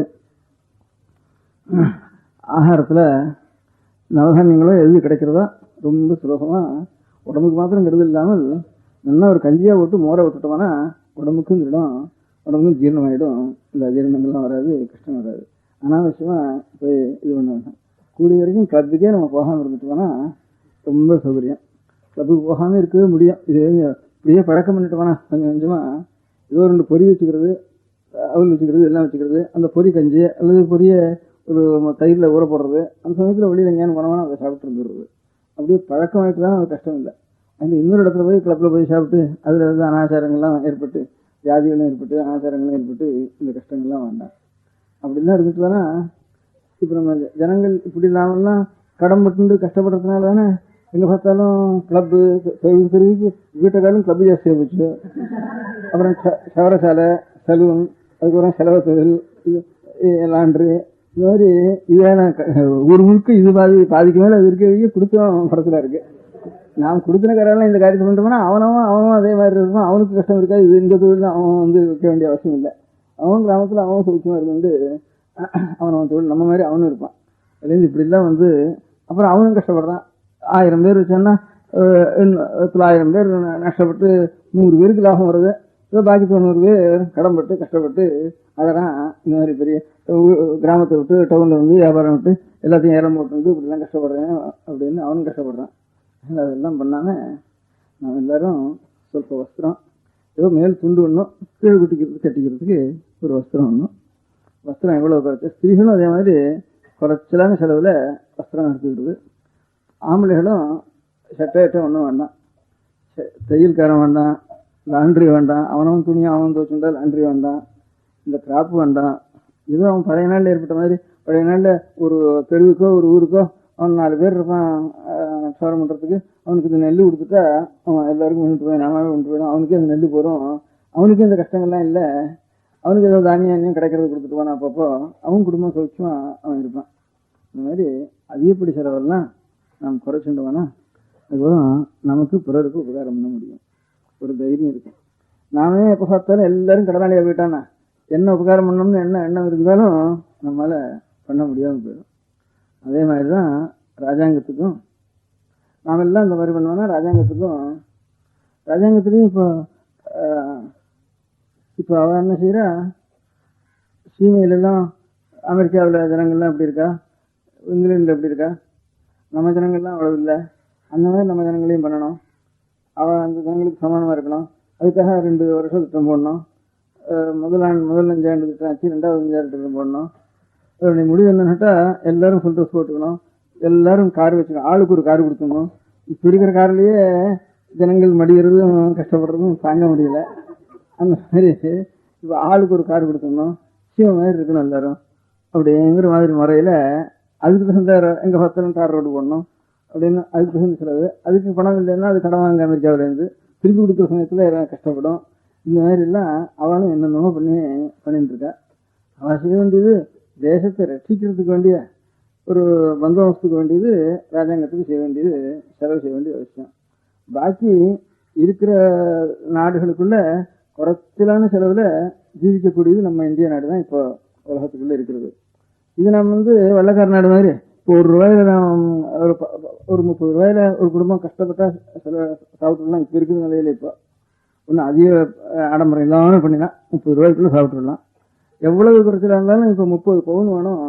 இப்போ பாக்கி தேசங்கள்லாம் 30 பவுன் 100 பவுன் குறைச்சி ஒரு குடும்பம் நடக்க முடியாது. எல்லா உலகத்தில் இருக்கிற சகல தேசங்கள்லையும் இப்போ அந்த மாதிரி நம்ம தேசத்தையும் இந்த மாதிரி திண்டாட விட்டுட்டு அவள்லாம் எதனால இந்த மாதிரி பண்ணிருக்கான்னா அவளுக்கு கொஞ்சம் பாக்கி தேசத்தை போய் அவளுக்கு வியாபாரத்தினாலேயோ அவளுக்கு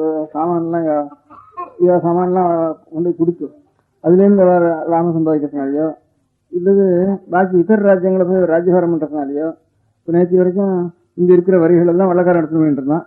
இந்த வரியை கொண்டு அவன்லாம் செட்டை போட்டுண்டு கார் போட்டுண்டு அவன்லாம் அழகாக வாழ்ந்துருந்தான். அதே மாதிரி இப்போ அமெரிக்கா வந்து நிறைய எல்லா தேசத்துலையும் வியாபாரம் பண்ணுறது, எல்லா வியாபாரங்களுக்கும் அவா கையில் இருக்குது. அதனால இந்த வியாபாரம் மூலமாக இதர நாட்டினுடைய பொருள்லாம் அவன் நாட்டுக்கு போய் சேர்றது. அதனால அவன் பணக்காரறான். அதனால் அப்படி இல்லாமல் அவன் நாட்டில் இருக்கிறது அவன் தான் சாப்பிடணுங்கிற நிலைமை வந்துட்டு தானே எல்லாருக்கும். அதை வச்சு தானே ஆனால் இன்னொரு தேசத்துலேருந்து இன்னொருத்தனை சுரண்டி இவன் எப்படி சாப்பிட முடியும், இவன் எப்படி நிறைய சட்டை போட்ட முடியும், எல்லாரும் ஒரே மாதிரி தான் இருக்க முடியும். அந்த மாதிரி இந்த மாதிரி ஜாஸ்தி நம்ம பண்ணி விட்டுட்டா அப்புறம் நம்ம கஷ்டப்படணும். பாக்கி தேசம் மாதிரி பண்ணிவிட்டா இப்போ இருக்கிறத நாம் இதே மாதிரி ரட்சிச்சுக்கலாம் நம்ம நாட்டில்.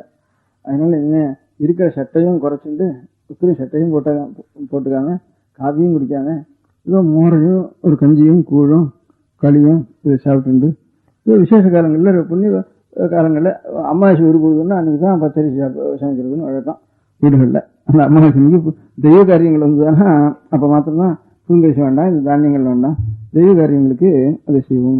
அந்த மாதிரி காரியத்தை மாத்திரம் நம்ம செய்துண்டு இருந்தோம்னா நம்ம நாட்டில் இப்போ எவ்வளவு குறைச்சலாக இருந்து ஒரு குடும்பங்கள் வாழறதுக்கு முடிகிறதோ அதை இன்னும் கூட பணம் வந்தால் தான் வாழணுங்கிற நிலைமையை கொண்டு வந்துருவா போல இருக்கு. இப்போ சர்க்காரில் பண்ணுறதை பார்த்தா இப்போ விருத்தி பண்ணுறேன் அங்கேருந்து கடன் வாங்கி விருத்தி பண்ணுறேன்னா எல்லாருக்கும் இன்னும் நிறைய செட்டப் ஓட்ட முடியாகும், இன்னும் அனாவசியமான சாமான்கள்லாம் வாங்கி உபயோகப்படுத்த முடியாகும். இவளுக்கு செய்து காரில் போனால் முடியாதுங்கிற ஸ்திதியில் காரில் நடந்து போகவே முடியாதுங்கிற ஸ்திதி ஆகிட்டு இருப்போம். அதுலேருந்து நடந்து போனாலும் மேலே இன்னொரு கார் வந்து இடிச்சுடுறான், காரில் போனாலும் நம்ம கார் இங்கே போய் இடிச்சுடுறது.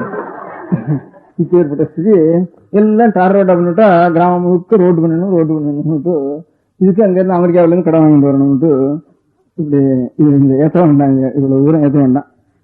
இதர ராஜ்யங்கள் வந்து நம்ம ராஜ்யங்களை இப்போ ரயில் வேணும், ரயில் வந்து வெள்ளைக்காரன் விட்டுட்டு போயிட்டான், ரயில் அவன்கிட்ட வாங்க வேண்டியிருக்கு. அவன் ஒரு நாளைக்கு ரயில் கொடுக்க மாட்டேன்னா அப்புறம் நம்ம சமா இங்கே ஒரு இடத்துலேருந்து போக முடியாது. அவன் அடுத்தாப்புல சண்டைக்கு வந்துட்டான்னா இப்போ ரயில் இருந்தானே இங்கேருந்து சாமான்லாம் அவனோட சண்டை பண்ணுவானாலும் போகணும்.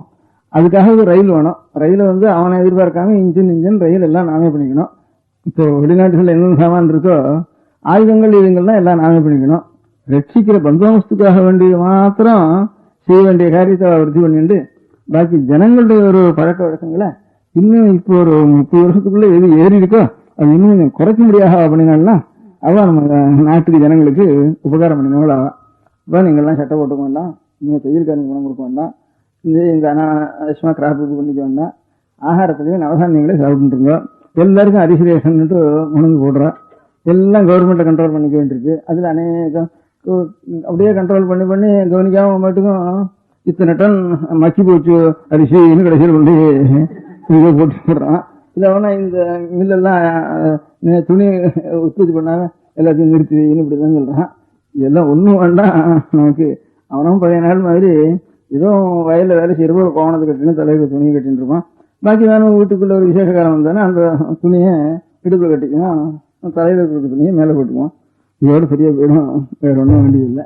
அந்த மாதிரி நாம் எவ்வளோ குறைவாக இருந்தோம்னா அதுதான் பெரிய உபகாரம். தனக்கு மிஞ்சி தர்மங்கிறதுக்கு அதான் அர்த்தம். நாம் குறைச்சி வச்சுருந்து அதனால் எவ்வளவு குறைவினாலும் நமக்கு குறைச்சி நம்மளுடைய குடும்ப வாழ்க்கை பண்ண முடியுமோ நமக்கு ஒரு கஷ்டம் இல்லாமல் வச்சுருந்து பிறருக்கு கஷ்டப்படுறவர்களுக்கு நாம் வந்து உபகாரம் செய்து அனுப்ப வேண்டியதுங்கிறது. அப்படி ஒவ்வொருத்தரும் ஒரு மனுஷனுக்கு உலகத்தில் பாதி பேர் கொஞ்சம் சௌகரியம் இருக்கிறவா இருப்பா, பாக்கி பாதி பேர் சௌகரியம் இல்லாத இருந்தாலும் அவளுக்கு அண்ணா நீங்கள் போட்டுவிட்டாலாம் உலகத்தில் வாழ்க்கைக்கு கஷ்டமே கிடையாது. அந்த மாதிரி சௌகரியமாக இருக்கும். அதனால் தனக்கு மிஞ்சி தர்மங்கிறது முக்கியமான தர்மம். அதுதான் நமக்கு நாம் எல்லோரும் குழந்தைகள், ஒவ்வொரு குழந்தைகளும் கஷ்டம் இல்லாமல் இருக்கணும். எல்லாருக்கும் தாயார் அம்பாங்கிறப்போ அனாவசியமான செலவுகளை நாம் பண்ணாமல் நம்முடைய நாட்டில் பெரியவர்கள் எப்படி வாழ்க்கையை நடத்திருந்தாலும் அதே மாதிரி வாழ்க்கைக்கு நாம தனித்தனியாக ஒருத்தர் ஆரம்பிச்சா கூட போகிறோம். இப்படியே ஆரம்பிச்சு இப்போ அநேக இயக்கங்கள்லாம் அவசியம் இல்லாத உபயோகம் இல்லாத இயக்கங்கள், இது கொஞ்சம் கூட நியாயம்னு தோணாத இயக்கங்கள்லாம் ஒரு 10 பேர் சேர்ந்து கூப்பாடு போட்டு அது மட்டும் கிடின்னு உழந்து போயிடுறது. அந்த மாதிரி அது நியாயமாயோ ஒன்றும் இல்லை. நியாயமாக இருக்கிறத நாம் செய்து என்னன்னு நினைக்க வேண்டாம். 10 பேர் இப்படியே ஆரம்பிச்சு இன்னும் சட்டை போட்டுக்கிறது இல்லை, வேண்டாம், இன்னும் கிராப் பண்ணிக்கிறது இல்லை, இன்னும் வந்து ஏதோ விசேஷ நாளில் பச்சரிசி இருந்தால் போதும், நம்ம வீட்டில் பட்டுப்புடவை வாங்க வேண்டாம் அப்படிங்கிற இந்த 4-5 சமாச்சாரம் சின்ன சமாச்சாரங்களை நம்ம செய்தா அது நாட்டுக்கே பெரிய உபகாரம், நமக்கும் உபகாரம், எல்லாருக்கும் உபகாரம் பண்ணலாம். அதே மாதிரி தான் எனக்கு ராஜாங்கத்திலையும் செய்யணும்னு ஆசை. நம்ம நாட்டில் இந்த அதிகமாக இவளுக்கெல்லாம் வாழ்க்கை தரத்தை உயர்த்தாம இன்னும் வாழ்க்கை தரத்தை இறக்கி வாழ்க்கை தரத்தை எத்தனைக்கு இறக்கவும் அத்தனைக்கு பின்னால் பஞ்சம் வராமல் இருக்கும். அதனால கஷ்டம் வராமல் இருக்கும், கடன் வராமல் இருக்கும். அப்போ அந்த வாழ்க்கை தரத்தை இறக்கி உற்பத்தியை பெருக்கி பந்தோபஸ்து மாத்திரம் காப்பாற்ற வேண்டிய ஒரு முறையை மாத்திரம் சரியா ராஜாங்கங்களை வைத்துக்கொண்டு அந்த மாதிரி இப்போ மோட்டார் வேணும், ரயில் வேணும், ஆயுதங்கள் வேணும், அதுகளெல்லாம் மாத்திரம் ராஜாங்கங்களில் பாக்கி நாட்டுக்கு ஒரு பாக்கி நாடுகள் நம்ம ஹிம்சை பண்ணாலன்னா அப்போ நம்ம ரசிக்கிறதுக்கு வேண்டியது அதை மாத்திரம் விருத்தி செய்து கொண்டு பாக்கி எல்லாத்துலேயும் ஜனங்களுக்கு இந்த மாதிரி விஷயங்களை சொல்லி இந்த மாதிரி அப்போ வாழ்க்கை தரத்தை அதிகமாக ஏற்றுட்டே போக வேண்டாம், ஏற்றிட்டு போனால் ஒரு சமயத்தில் ரொம்ப கஷ்டம் வந்துடும். அதனால பாக்கி அவள்லாம் ஏற்றிட்டு இருக்காளேன்னா அந்த கணக்கு வச்சுன்னா அவளே இறக்க வேண்டிய நிலைமை வந்துடும். பாக்கி இதர நாட்டில் சுரண்டறதுக்கு வழி இல்லைன்னா அவனும் வியாபாரம் அவனும் உற்பத்தி ஆகிட்டுனா அவங்க இங்கே வியாபாரம் பண்ணுறது எனக்கு ஆகணும். அதனால இன்னொரு ராஜ்யம் இன்னொருத்தம் ஆள்றது இல்லைன்னு சொன்னால் அப்புறம் அவன் இங்கே இருந்து சுரண்டலைன்னா நம்ம மாதிரி அவன் ஆயிடுவான். அப்புறம் நாமும் கஷ்டப்படணும் அவனும் கஷ்டப்படணும். நம்ம நாட்டில் இருக்கிற நிலைமைக்கு ஏற்ற வேண்டாம். ஒரு 30 வருஷத்துக்குள்ள அனாவசியமாக ஏறி போச்சு அனைத்து சமாச்சாரங்கள். இப்போ அந்த ஏரிக்கெல்லாம் முந்தி இவ்வளவு காப்பி கடை இவ்வளவு டீ கடை இதெல்லாம் ஒண்ணுமே கிடையாது. இல்லை இல்லாமல் தான் வாழ்ந்துட்டு இருந்தோம் எல்லாரும். இது அனாவசியமா சில இந்த டாக்டர் பில்லு இதெல்லாம் ஒன்றும் கிடையாது. நாட்டில் ஊருக்கு ஒரு வைத்தியம் இதில் வசதியாகி கொஞ்சம் கெட்ட குணங்கள் தான் ஜாஸ்தியாக ஏற்பட்டு போயிடுது. அதனால இப்போ யூனிவர்சிட்டிகள்ல இருக்கிற இப்போ ஒரு 10-20 வருஷத்துக்குள்ள யூனிவர்சிட்டிகள்ல தான் ரொம்ப ஒழுக்கம் ரொம்ப தவறி போயிடுறதுன்னு சொல்லி படிக்கிற இடங்கள்ல இப்ப ராஜாங்கத்துக்கே ரொம்ப கஷ்டமா இருக்கு. எனக்கு யூனிவர்சிட்டியில அடிக்கடி அவளுடைய ஒழுக்கத்தை போய் கண்டிக்கிறதுக்கு போனாலன்னா அதுக்கு கஷ்டம், சண்டை, கோபம், கட்சி இதெல்லாம் ஜாஸ்தியா ஏற்படுது. அதனால இந்த படிப்பு இல்லாம இருக்கிறது தேவையில்லையா? படிப்புனால ஒழுக்கம் ஜாஸ்தியா இருந்தா, படிப்பு இல்லாம இருக்கிற இடத்துல ஒழுக்கம் ஜாஸ்தியா இருக்கா அப்படின்னா, படிப்பு இல்லாத ஜனங்களுக்கு சாமானிய குடியானவருக்கு ஒரு ஆட்டடையனுக்கு ஒரு தப்பு பண்றதுக்கு சந்தர்ப்பமே அவனுக்கு நேராது. ஒழுக்கம் தவறதுக்கு ரொம்ப குறைவு அவனுக்கு. அவன் ஒழுக்கம் தவறதுக்கு ஒழுக்கம் தவறி இருக்கிறதுக்கோ கட்ட நடவடிக்கைக்கோ அல்லது பொய் சொல்றதுக்கோ ஏமாத்துறதுக்கோ இவர்களுக்கெல்லாம் ஒன்றும் இல்லாம ஒரு எழுத படிக்க தெரியாதவனுக்கு இவர்களுக்கெல்லாம் ஒழுக்கத்துக்கு சந்தர்ப்பமே நேராது அவனுக்கு ஒழுக்கம் தவறதுக்கு. இவளுக்கு தான் ஒழுக்கம் தவறதுக்கு படிப்புனாலதான் ஒழுக்க தவறு ஜாஸ்தியா ஏற்படுறது.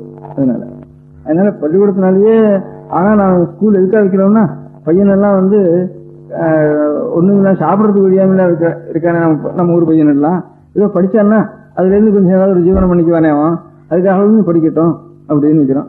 அதுக்காக ஜாஸ்தியா படிக்க விட்டுட்டோம்னா படிச்சுட்டு அதுக்கப்புறம் உத்தியோகம் கிடைக்கலன்னு அந்த சிரமங்கள் ஜாஸ்தியா போயிடுறது.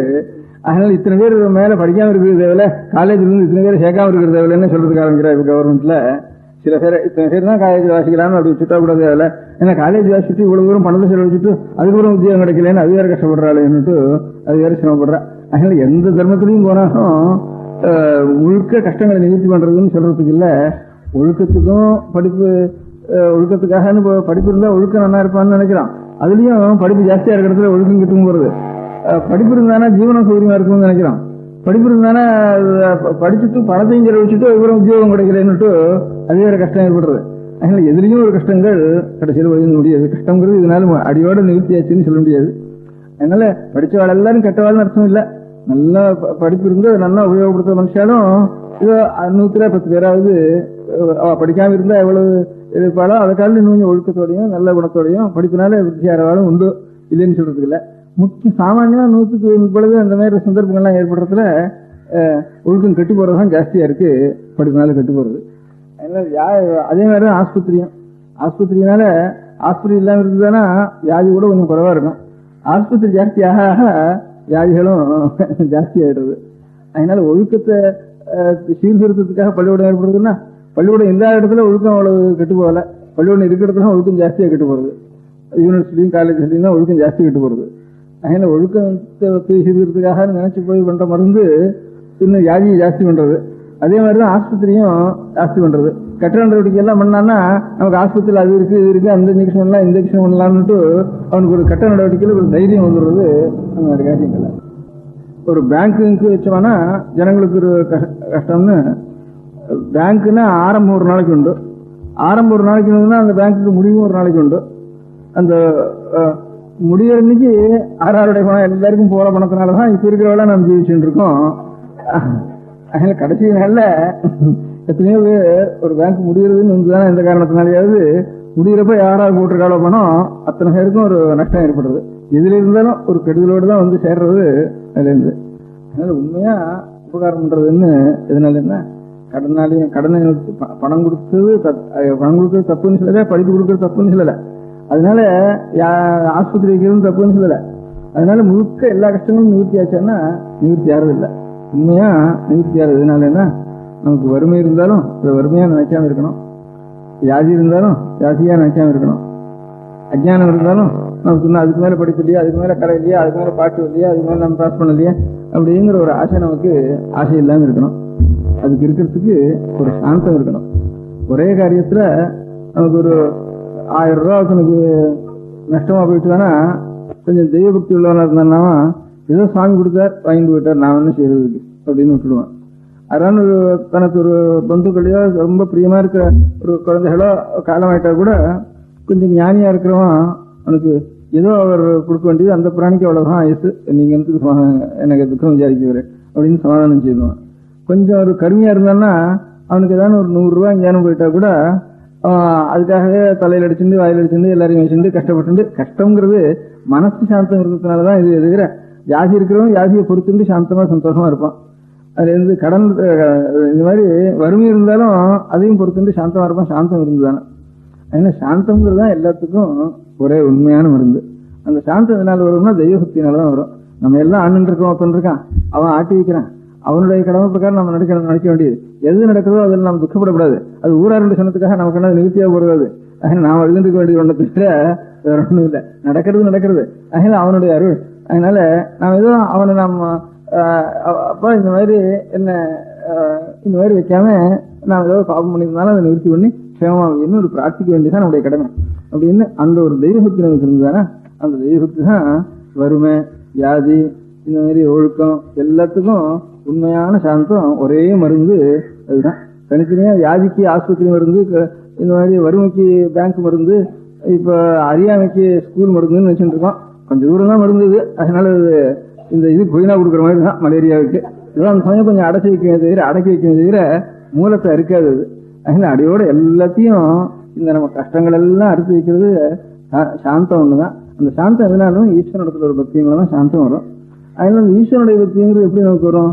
தாராளத்தான் ஒரு தர்மம் பண்ணத்தான் ஒரு கோவில் கட்டி வச்சிருந்தா ஒரு கோபுரத்தை கண்டோடனே அப்போ ஒரு சுவாமின்னு ஒருத்தர் இருக்காருன்னு நினைவு வரும். எவ்வளவோ சாஸ்திரங்கள் இருந்தாலும் யாரோ சாஸ்திரங்கள் படிச்சவா, யாரோ சில பேர் படிக்கிறவா, அதெல்லாம் நாமெல்லாம் படிச்சு அந்த சாஸ்திரங்கள்லாம் தெரிஞ்சுக்கிறதுக்கு நம்மளால முடியுமான்னா. அதனால எல்லாருக்கும் தெய்வ பக்தி உள்ளாரத்துக்கு ஒரு கோபுரத்தை கட்டுக்கணும். பார்த்தோம்னா ஏதோ ரயில போறோம், 2 சிதம்பரம் கோபுரம், 4 கோபுரம் தெரியுது, இன்னொரு ஊர்ல ஒரு கோபுரம் தெரியுதுன்னா கொஞ்சமாவது நம்ம சில பேர் பக்தியா இருக்கிறவா கணத்துக்காவது போட்டுக்கா, இல்லைன்னா சுவாமித்தர் இருக்கார் அவருக்காக ஒரு கட்டணம் கட்டி வச்சிருக்காங்கிற நினைவாவது வரும். அதனால எல்லாவற்றுக்கும் உயர்ந்த இந்த சாந்தத்தை கொடுக்கறது எல்லாவற்றுக்கும் மருந்து. அதான் உபகாரம், உண்மையா நாம் செய்யற உபகாரம். அதனால அந்த மாதிரி ஒரு கோபுரங்களை கட்டுறது, ஒரு மண்டபங்களை கட்டுறது. அதனால பிற்காலத்துக்கு எந்த காலத்திலயும் எவ்வளவு ஆத்மாக்கள் வரப்போறாளோ, இன்னும் பிறக்க போற ஆத்மாக்கள்லாம் இருக்கா, அந்த ஆத்மாக்களுக்கெல்லாம் பகவானத்தர் இருக்காருங்கிற ஒரு நினைவு அப்படின்ட்டு, அவன் நாஸ்திகனா இருந்தாலும் பகவானத்தர் இருக்காருன்னு ஏவாந்து போய் கட்டி வச்சிருக்காருன்னாவது நினைக்கிட்டோம். அதனால அப்படி ஒரு நினைச்சுட்டு இருந்திருக்கா நம்ம பெரியவர்கள்லாம் நினைச்சுக்கிட்டோம். அப்படி நினைச்சிருந்தாவது அவன் ஏதோ நாஸ்திகம் ஒரு ராஜீய கட்சிக்காக நாஸ்திகம் பட்டிருக்காளே தவிர உண்மையா அவளுக்கு ஒரு கஷ்டம் வந்துதானா தானா பிரார்த்திச்சுட்டு இருக்காவா அவங்களோட. அதனால அதுக்கும் அவளுக்கு அதுக்கு அவள் ஜனங்களுக்கு மறக்காம இருக்கிறதுக்கு இந்த மாதிரி ஒரு தர்மங்களை நாம் செய்யணும். அதனால அது ஆறு வந்து இப்ப பாக்கி இருக்க நம்முடைய பெரியவர்கள் பண்றதுக்கும் நமக்கும் இருக்கிற வித்தியாசம். இப்போ இதர மதங்கள் இருக்கு, இப்ப கிறிஸ்துவாளுடைய ஒரு கோவில்கள் இருக்கு, இப்ப திருக்காளுடைய ஒரு கோவில்கள் இருக்கு. அதெல்லாம் ரொம்ப ஜாக்கிரதையா அப்பப்போ சுண்ணாம்படுத்தி சுத்தப்படுத்தி ஜாக்கிரதையா வச்சுட்டு இருக்கா. அதனால இடிஞ்ச சர்ச்சையோ இடிஞ்ச மசூதியோ நம்ம பார்க்க மாட்டோம், கண்ணில் படாது. இடியாத கோவில் நம்ம பார்க்க மாட்டோம்.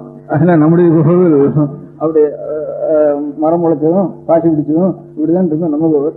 ஆனாலும் ஒரு 2 வருஷம் ரிப்பேர் பண்ணதுன்னா அந்த கோவில்லாம் போயிடும். இது 1000 வருஷம் ரிப்பேர் பண்ண கூட இடிச்சா கூட அதுக்கப்புறம் இது இந்த கோவில் கருங்கல்லாவது இருந்துட்டு இருக்கும்.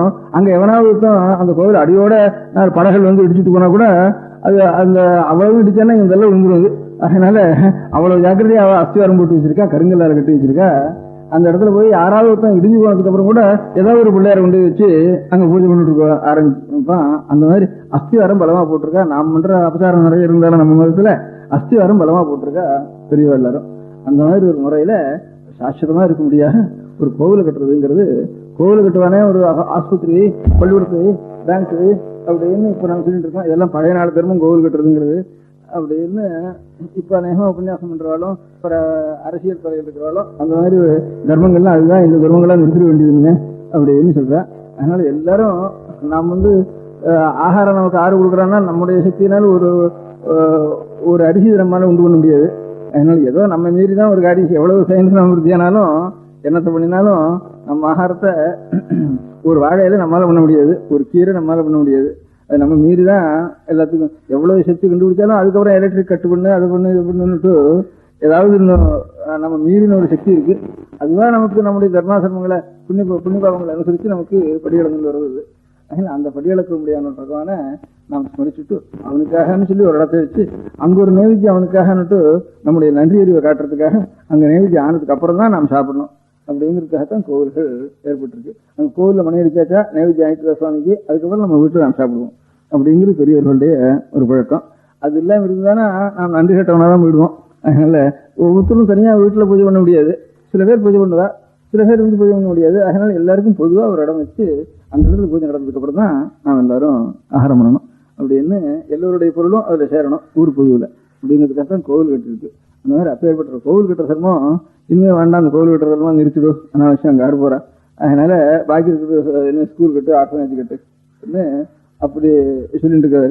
இதெல்லாம் உபயோகம் செய்ய வேண்டியதான், அந்தந்த காலத்துல இந்த சிரமங்கள் செய்ய வேண்டியதான்.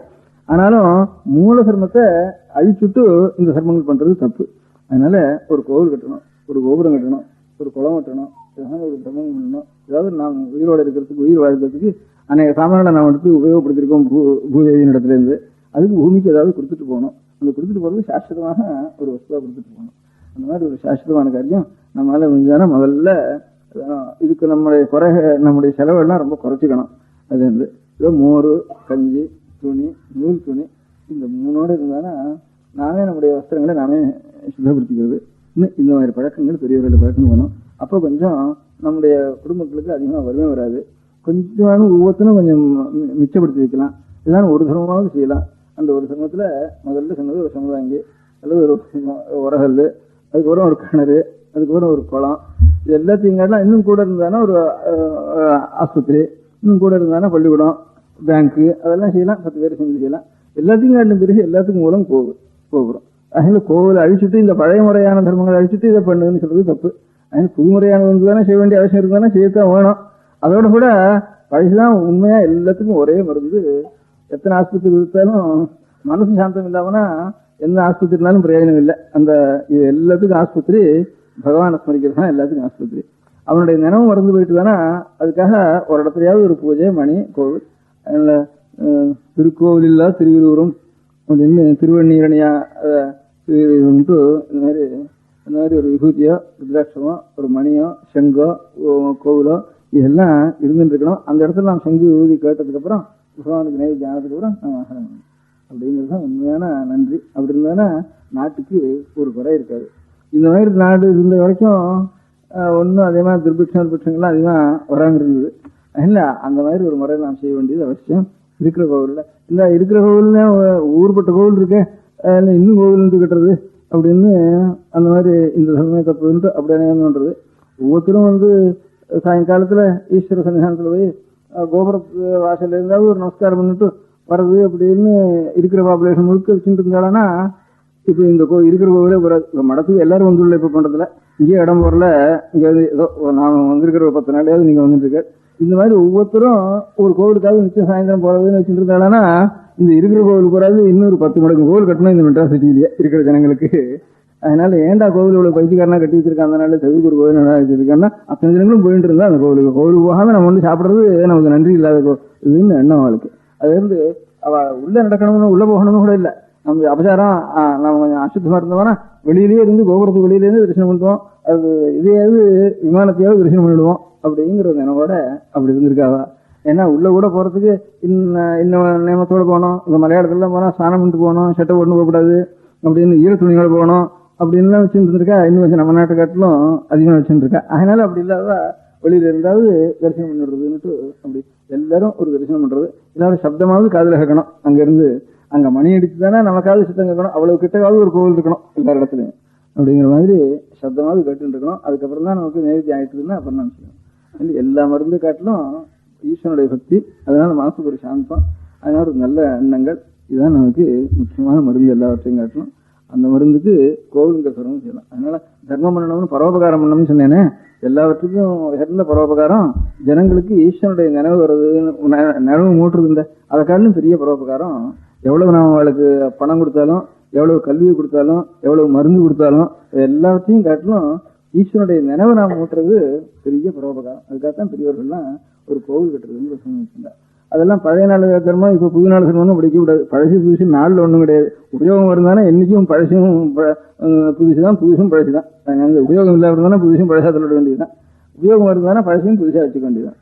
அதனால எந்தெந்த ஒரு தர்மங்கள் இந்த மாதிரி 5 தர்மங்கள் இருக்கு. ஆனால் நம்முடைய ஒரு குறைகளை, ஒரு ஆச்சாரங்களை சுத்தப்படுத்திண்டு செலவுகளை கொஞ்சம் குறைச்சிண்டு கொஞ்சமாவது ஒவ்வொரு குடும்பத்திலையும் கொஞ்சம் மிஞ்சி முடியா செய்து ஏதாவது ஒரு தர்மம் ஒவ்வொரு மனுஷாலும் ஒரு தர்மத்தை கொடுத்து எழுதி வச்சது வரணும். பணத்தை எழுதி வச்சு போறாது, நேரவே அவர் கட்டி என்னால பார்த்தணும். பணத்தை எழுதி வச்சுட்டா பட்டுக்கும், உயிர் எழுதி வச்சுட்டா பிரயோஜனம் இல்லை, நடக்கிறதோ நடக்காதோ தெரியல. நம்ம கையால பார்த்த ஒரு காரியத்தை பண்ணி அது பண்ண செய்ய வேண்டியதுங்கிறது ஒவ்வொரு மனுஷாலும். ஒரு சின்ன ஒரு மோர் விற்கிற ஒரு எருமாடு வச்சு மோர் விற்கிறா கூட அதுல கொஞ்சம் மிச்சம் பிடிச்சு அதுல இருந்து ஒரு தர்மங்களை செய்யலாம். அநேகங்கிற அப்படி செய்யிருக்கா. ரொம்ப ஏழைகள் நடத்தின தர்மம் தான் ரொம்ப சாஸ்வதமான காலமா இருந்திருக்கு. அது கொஞ்சம் சௌரியம் இல்லைதான் நான் இது மாதிரி சேர்த்துண்டு இந்த மாதிரி ஆலயங்கள், அதுல இருந்து மண்டபங்கள், அதுல இருந்து உற்சவங்கள், இவையெல்லாம் எப்பேற்பட்ட ஒரு சிரமங்களும் அவசியமான அஸ்திவார சிரமம். இது பாக்கி இருக்க முடியாத சத்தத்தாளர்கள் ஒவ்வொரு காலத்துல ஒவ்வொன்றும் சிரமமா ஏற்படலாம் பின்காலத்துல. அதையும் கொஞ்சம் அந்தந்த காலத்துக்காக செய்து கொள்ள வேண்டியதான், சேர்த்துக்கொள்ள வேண்டியதான். இப்படி நாம் எல்லாரும் பரோபகார சிந்தையோடு இருக்கணும். அதுவும் பரோபகாரத்துக்குள்ள பிறருக்கு நாம் செய்ய உபகாரம் என்னன்னாட்டா அநேக உபகாரம் என்னன்னா எல்லாவற்றையும் பெரிய உபகாரம் ஈஸ்வனுடைய தானே அவளுக்கு கொண்டு முடியா செய்யறதுன்ற அதுதான் பெரிய உபகாரம். ஆஸ்திக்கத்தை ஜனங்களுக்கு தினமும் விட்டுறது பெரிய உபகாரம். அதான் எல்லாவற்றுக்கும் அவளுக்கு மருந்து. அப்பேற்பட்ட சிரமங்களையும் நாம் கைவிடாமல் கடைப்பிடித்து நடத்த வேண்டியது. அந்த மாதிரி புத்தியும் நமக்கு வரணும்னா அப்பப்போ பிரார்த்திக்கணும். ஈஸ்வரனை பிரார்த்திச்சோம்னா அந்த புத்தியும் நமக்கு வரும். அதுலேருந்து தேசமும் ஒரு குறை இல்லாமல், அனாச்சாரமும் ஏற்படாமல், தேசத்துல வம்சங்களும் குறை விடாமல், அந்தந்த ஜாதிகளும் திருச்சியா சுத்தமா இருந்துட்டு அந்தந்த ஒரு ஜாதி முறை பிரகாரம் அழகாக நடந்துட்டு ஈஸ்வர அனுகிரகத்துக்கு பார்த்து நடந்துட்டு நம பார்வதி பதையே. பெரியவா சரணம். அடுத்த நிகழ்ச்சி நித்திய குரு பாதுகா பூஜை. शुक्लां भरदरं विष्णुं शशिवर्णं चतुर्भुजं प्रसन्नवदनं ध्यायेत् सर्वविघ्नोपशान्तये. ममोपात्त समस्त दुरितक्षयद्वारा श्री परमेश्वर प्रीत्यर्थं गुरुप्रसाद सिद्ध्यर्थं गुरुप्रीत्यर्थं गुरुपादपूजाम् अद्य करिष्ये. गुरुर्ब्रह्मा गुरुर्विष्णुर्गुरुर्देवो महेश्वरः गुरुः साक्षात् परब्रह्म तस्मै श्रीगुरवे नमः. अपारकरुणासिन्धुं ज्ञानदं शान्तरूपिणं श्रीचन्द्रशेखरगुरुं प्रणमामि मुदान्वहम्. सदाशिवसमारम्भां शङ्कराचार्यमध्यमाम् अस्मदाचार्यपर्यन्तां वन्दे गुरुपरम्पराम्. எல்லோரும் குருவை பெரிவாளை தியானம் பண்ணிண்டு அர்ச்சனை பண்ணுவோம். அஷ்டோத்திரம். பெரியவா அஷ்டோத்திரம் பல அஷ்டோத்திரங்கள் இருக்கு. அதுல எளிமையா சுலபமா எது இருக்கோ அதை நான் இப்ப சொல்றேன். எல்லோரும் இதை கேட்டுண்டே திருப்பி சொல்ல முடிஞ்சுபா சொல்லி சொல்லி பெரிவாளுக்கு பாதத்துல ஒவ்வொரு புஷ்பத்தை அர்ச்சனை பண்ணலாம். ஓம் ஸ்ரீ காஞ்சி காமகோட்டி பீடாதீஸ்வராய நமஹ. ஸ்ரீமத் சந்திரசேகரேந்திர சரஸ்வதி குருभ्यो நமஹ. சந்நியாசாஸ்ரமசிகராய நமஹ. காஷாய தண்டதாரிணே நமஹ. சர்வபீடாபஹாரிணே நமஹ. சுவாமிநாத குரவே நமஹ. கருணாசாகராய நமஹ. ஜகதாகர்ஷண சக்திமதே நமஹ. சர்வச்சராச்சர ஹிருதயஸ்தாய நமஹ. ஓம் பக்த பரிபாலக ஸ்ரேஷ்டாய நமஹ. தர்ம பரிபாலகாய நமஹ. ஸ்ரீ ஜெயேந்திர சரஸ்வத்யாச்சார்யாய நமஹ. ஸ்ரீ விஜயேந்திர சரஸ்வதி பூஜிதாய நமஹ. शिवशक्ति स्वरूपाय नमः. भक्ताभीष्ट प्रदायकाय नमः. ब्रह्मण्य पोषकाय नमः. ब्रह्म विष्णु शिवैक्य स्वरूपाय नमः. कांची क्षेत्रवासाय नमः. कैलाश शिखरवासाय नमः. ஸ்வதர்ம பரிபோஷகாய நமः சாதுர்வர்ண சம்ரக்ஷகாய நமः லோகரக்ஷண சங்கல்பாய நமः ஓம் பிரம்மனிஷ்டாபராய நமः சர்வ பாபஹராய நமः தர்மரக்ஷக சந்துஷ்டாய நமः பக்தார்ப்பிததன ஸ்வீகர்த்ரே நமः சர்வோபனிஷத் சாரஜ்ஞாய நமः சர்வசாஸ்திரகம்யாய நமः சர்வலோக பிதாமகாய நமः பக்தாபீஷ்டப்பிரதாயகாய நமः பிரம்மண்ய போஷகாய நமः நானாவித புஷ்பார்ச்சிதபதாய நமः ருத்ராக்ஷ கிரீடதாரிணே நமः பஸ்மோத்தூளித விக்கிரகாய நமः சர்வஜ்ஞாய நமः சர்வச்சராச்சர வியாபகாய நமः அநேக சிஷ்ய பரிபாலகாய நமः மனச்சாஞ்சல்ய நிவர்த்தகாய நமः அபயஹஸ்தாய நமः பயாபகாய நமः யஜ்ஞபுருஷாய நமः யஜ்ஞானுஷ்டான ருச்சிப்ரதாய நமः யஜ்ஞசம்பன்னாய நமः யஜ்ஞசகாயகாய நமः யஜ்ஞபலதாய நமः யஜ்ஞப்ரியாய நமः உபமானரஹிதாய நமः ஸ்படிக துளசி ருத்ராக்ஷ ஹாரதாரிணே நமः சாதுர்வர்ண சமதிருஷ்டயே நமः ருக்யஜிஸ்ஸாம அதர்வணாதி சதுர்வேத சம்ரக்ஷகாய நமः தக்ஷிணாமூர்த்தி ஸ்வரூபாய நமः ஜாக்ரத் ஸ்வப்ன சுஷுப்தி அவஸ்தாதீதாய நமः கோட்டி சூரியதுல்ய தேஜோமே ஷரீராய நமः சாதுசங்க சம்ரக்ஷகாய நமः அஸ்வகஜ கோபூஜா நிர்வர்த்தகாய நமः குருபாதுக பூஜாதுரந்தராய நமः கனகாபிஷிக்தாய நமः ஸ்வர்ண பில்வதள பூஜிதாய நமः சர்வஜீவ மோக்ஷதாய நமः மூகவாக்தான நிபுணாய நமः நேத்ர தீக்ஷாதானாய நமः द्वादशलिंग स्थापकाय नमः गानरसप्रियाय नमः ब्रह्मज्ञानोपदेशकाय नमः सकलकलासिद्धिताय नमः चातुर्वण्यपूजिताय नमः अनेकभाषा संभाषण कोविताय नमः अष्टसिद्धिप्रदायकाय नमः ओम श्री शारदामठ सुस्थिताय नमः नित्यान्नदान सुप्रीताय नमः प्रार्थना मात्र सुलभाय नमः पादयात्रा प्रियाय नमः नानाविध मतपंडिताय नमः श्रुति स्मृति पुराणज्ञाय नमः देव यक्ष किन्नर किंपुरुष पूज्याय नमः श्रवणानंदकर कीर्तये नमः दर्शनानंदाय नमः अद्वैतानंद भरिताय नमः अव्याच करुणामूर्तये नमः शैव वैष्णवादि मान्याय नमः श्री शंकराचार्याय नमः दंडकमंडलोहस्ताय नमः वीणा मृदंग सकलवाद्य नाथस्वरूपाय नमः रामकथा रसिकाय नमः वेद वेदांग आगमादि सकलकला सतस्प्रवर्तकाय नमः हृदय गुहाशयाय नमः शतरुद्रीय वर्णितस्वरूपाय नमः केदारेश्वरनाथाय नमः अविद्यानाशकाय नमः निष्कामकर्मोपदेशकाय नमः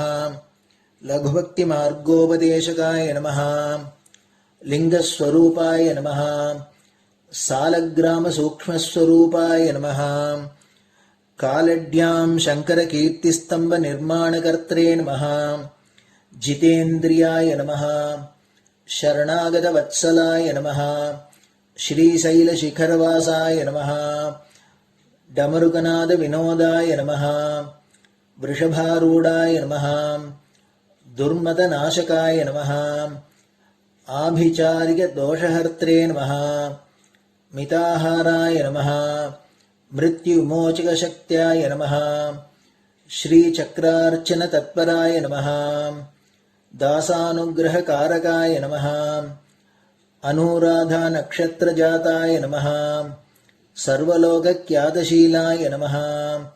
वेंकटेश्वर चरणपद्म षट्पदाय नमः। श्री महात्रिपुरसुंदरी समेत श्री चंद्रमौलीश्वर पूजा प्रियाय नमः। श्रीमच्चंद्रशेखरेन्द्र सरस्वती सद्गुरु परब्रह्मणे नमः। गुरुभ्यो नमः। परमगुरुभ्यो नमः। परमेष्टिगुरुभ्यो नमः। परात्परगुरुभ्यो नमः। गुरुपरम्पराभ्यां नमः। गुरुपादुकाभ्यां नमो नमः। அடுத்தது ஊதுபத்தி இருந்தா அதை காமிச்சு தூபம், நெய் தீபம் இருந்தா காமிச்சு அதை நெய் தீபம் தீபம் காமிச்சுட்டு நைவேத்தியம் வெத்தலைப்பாக்கு பழம் இதுலேருந்து ஆரம்பிச்சு அவளுக்கு எது சௌரியமோ அதுபடி நைவேத்தியம் பண்ணலாம். அதுக்கு அடுத்தது கற்பூர ஹாரத்தி பண்ணி எல்லோரும் பிரதட்சிண நமஸ்காரம் பண்ணி பெரியவாள்கிட்ட பிரார்த்தனை பண்ணிண்டு எல்லோரும் க்ஷேமமா இருக்கணும், லோகம் பரம மங்களமா சௌக்கியமா இருக்கணும், எல்லோரும் வியாதி வெக்க இல்லாத ஆயுராரோக்கிய ஐஸ்வர்யத்தோட சாந்தம் அமைதியோட ஞான வைராக்கியத்தோட எல்லோரும் நல்லவர்களாயிருந்து நன்மையை அடையணும்னு பிரார்த்தனை பண்ணி இந்த பூஜையை தினம் செய்யலாம். குரு பிரம்மா குருர் விஷ்ணுர் குருர் தேவோ மகேஸ்வரः குரு சாட்சாத் பரபிரம்ம தஸ்மை ஸ்ரீ குரவே நமः. அபார கருணா சிந்தும் ஞானதம் சாந்தரூபிணம் ஸ்ரீ சந்திரசேகர குரும் பிரணமாமி முதான்வகம். சதாசிவ சமாரம்பாம் சங்கராச்சாரிய மத்யமாம் அஸ்மதாச்சாரிய பர்யந்தாம் வந்தே குரு பரம்பராம். குரு பாத பூஜை நிறைவடைஞ்சது. பெரியவா சரணம். திருச்சிற்றம்பலம். நிலை பெறுமாறு எண்ணுதியேல் நெஞ்சே நீவா, நித்தலும் எம்பிரானுடைய கோயில் புக்கு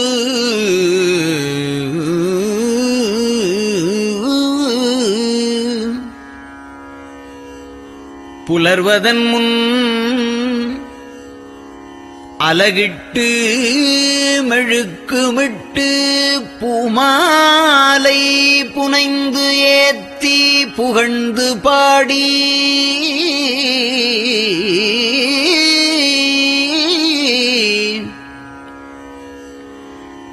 தலையாரக் கும்பிட்டு கூத்தும் ஆடி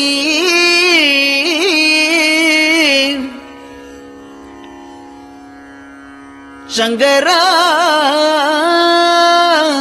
ஜய போற்றி போற்றி என்றும்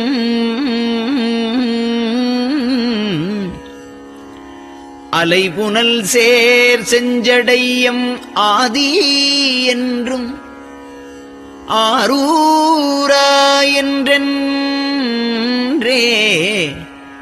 அலரானில்லே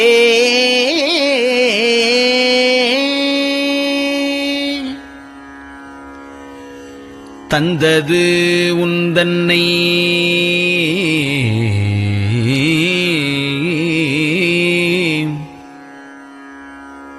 கொண்டது எந்தன்னை சங்கரா ஆர்கோலோ சதுரர் அந்தம் ஒன்றில்லா ஆனந்தம் பெற்றேன்.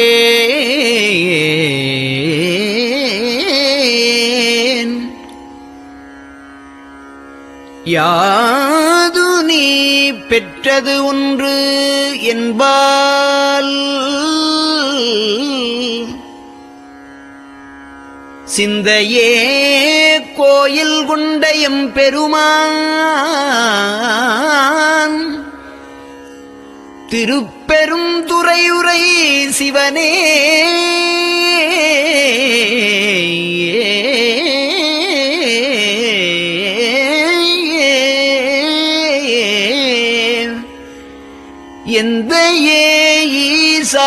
உடல் இடம் கொண்டாய் யான் இதற்கு இலன் ஓர் கைமாறே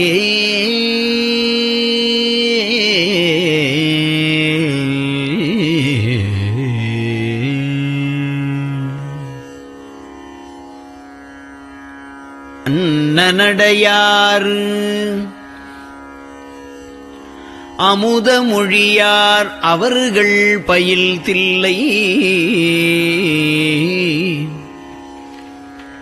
தென்னன் தமிழும் இசையும் கலந்த சிற்றம்பலம் தன்னுள்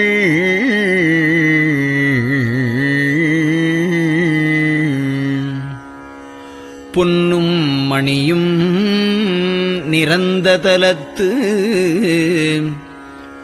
புலித்தோல் பியர்க்கிட்டு மின்னின் இடையாள் உமையாள்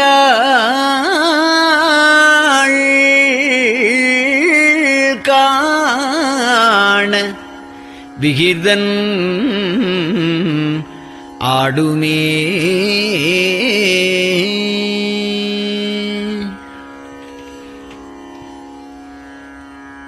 நெட்டையிலா உடல் நீத்து என்னை ஆண்ட நிகரிலா வண்ணங்களும்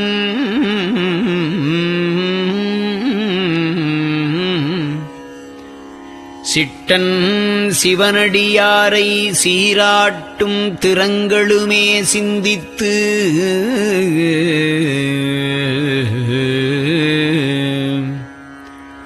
அட்டமூர்த்திக்கு என் அகம் நெகவூரும் அமிழ்தனுக்கு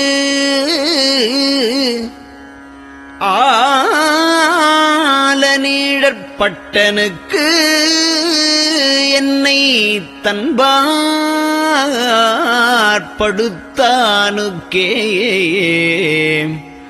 பல்லாண்டு குருதுமே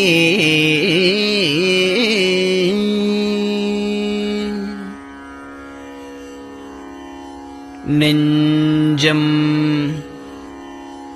ஈசனைக் காண்பதே விரும்பி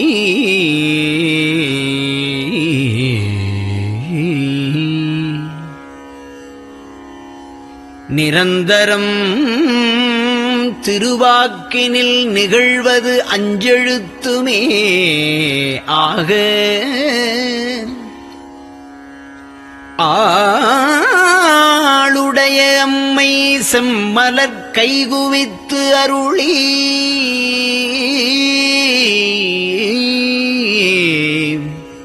தஞ்சமாகி அரும் தவம் புரிய தரிப்பரே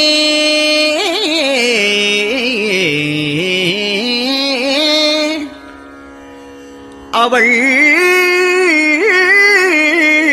தனிப்பெரும் கணவர்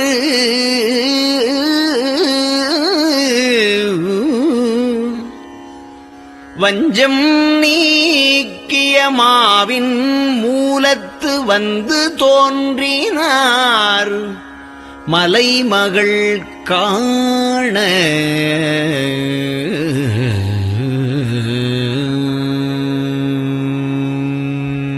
திருச்சிற்றம்பலம்.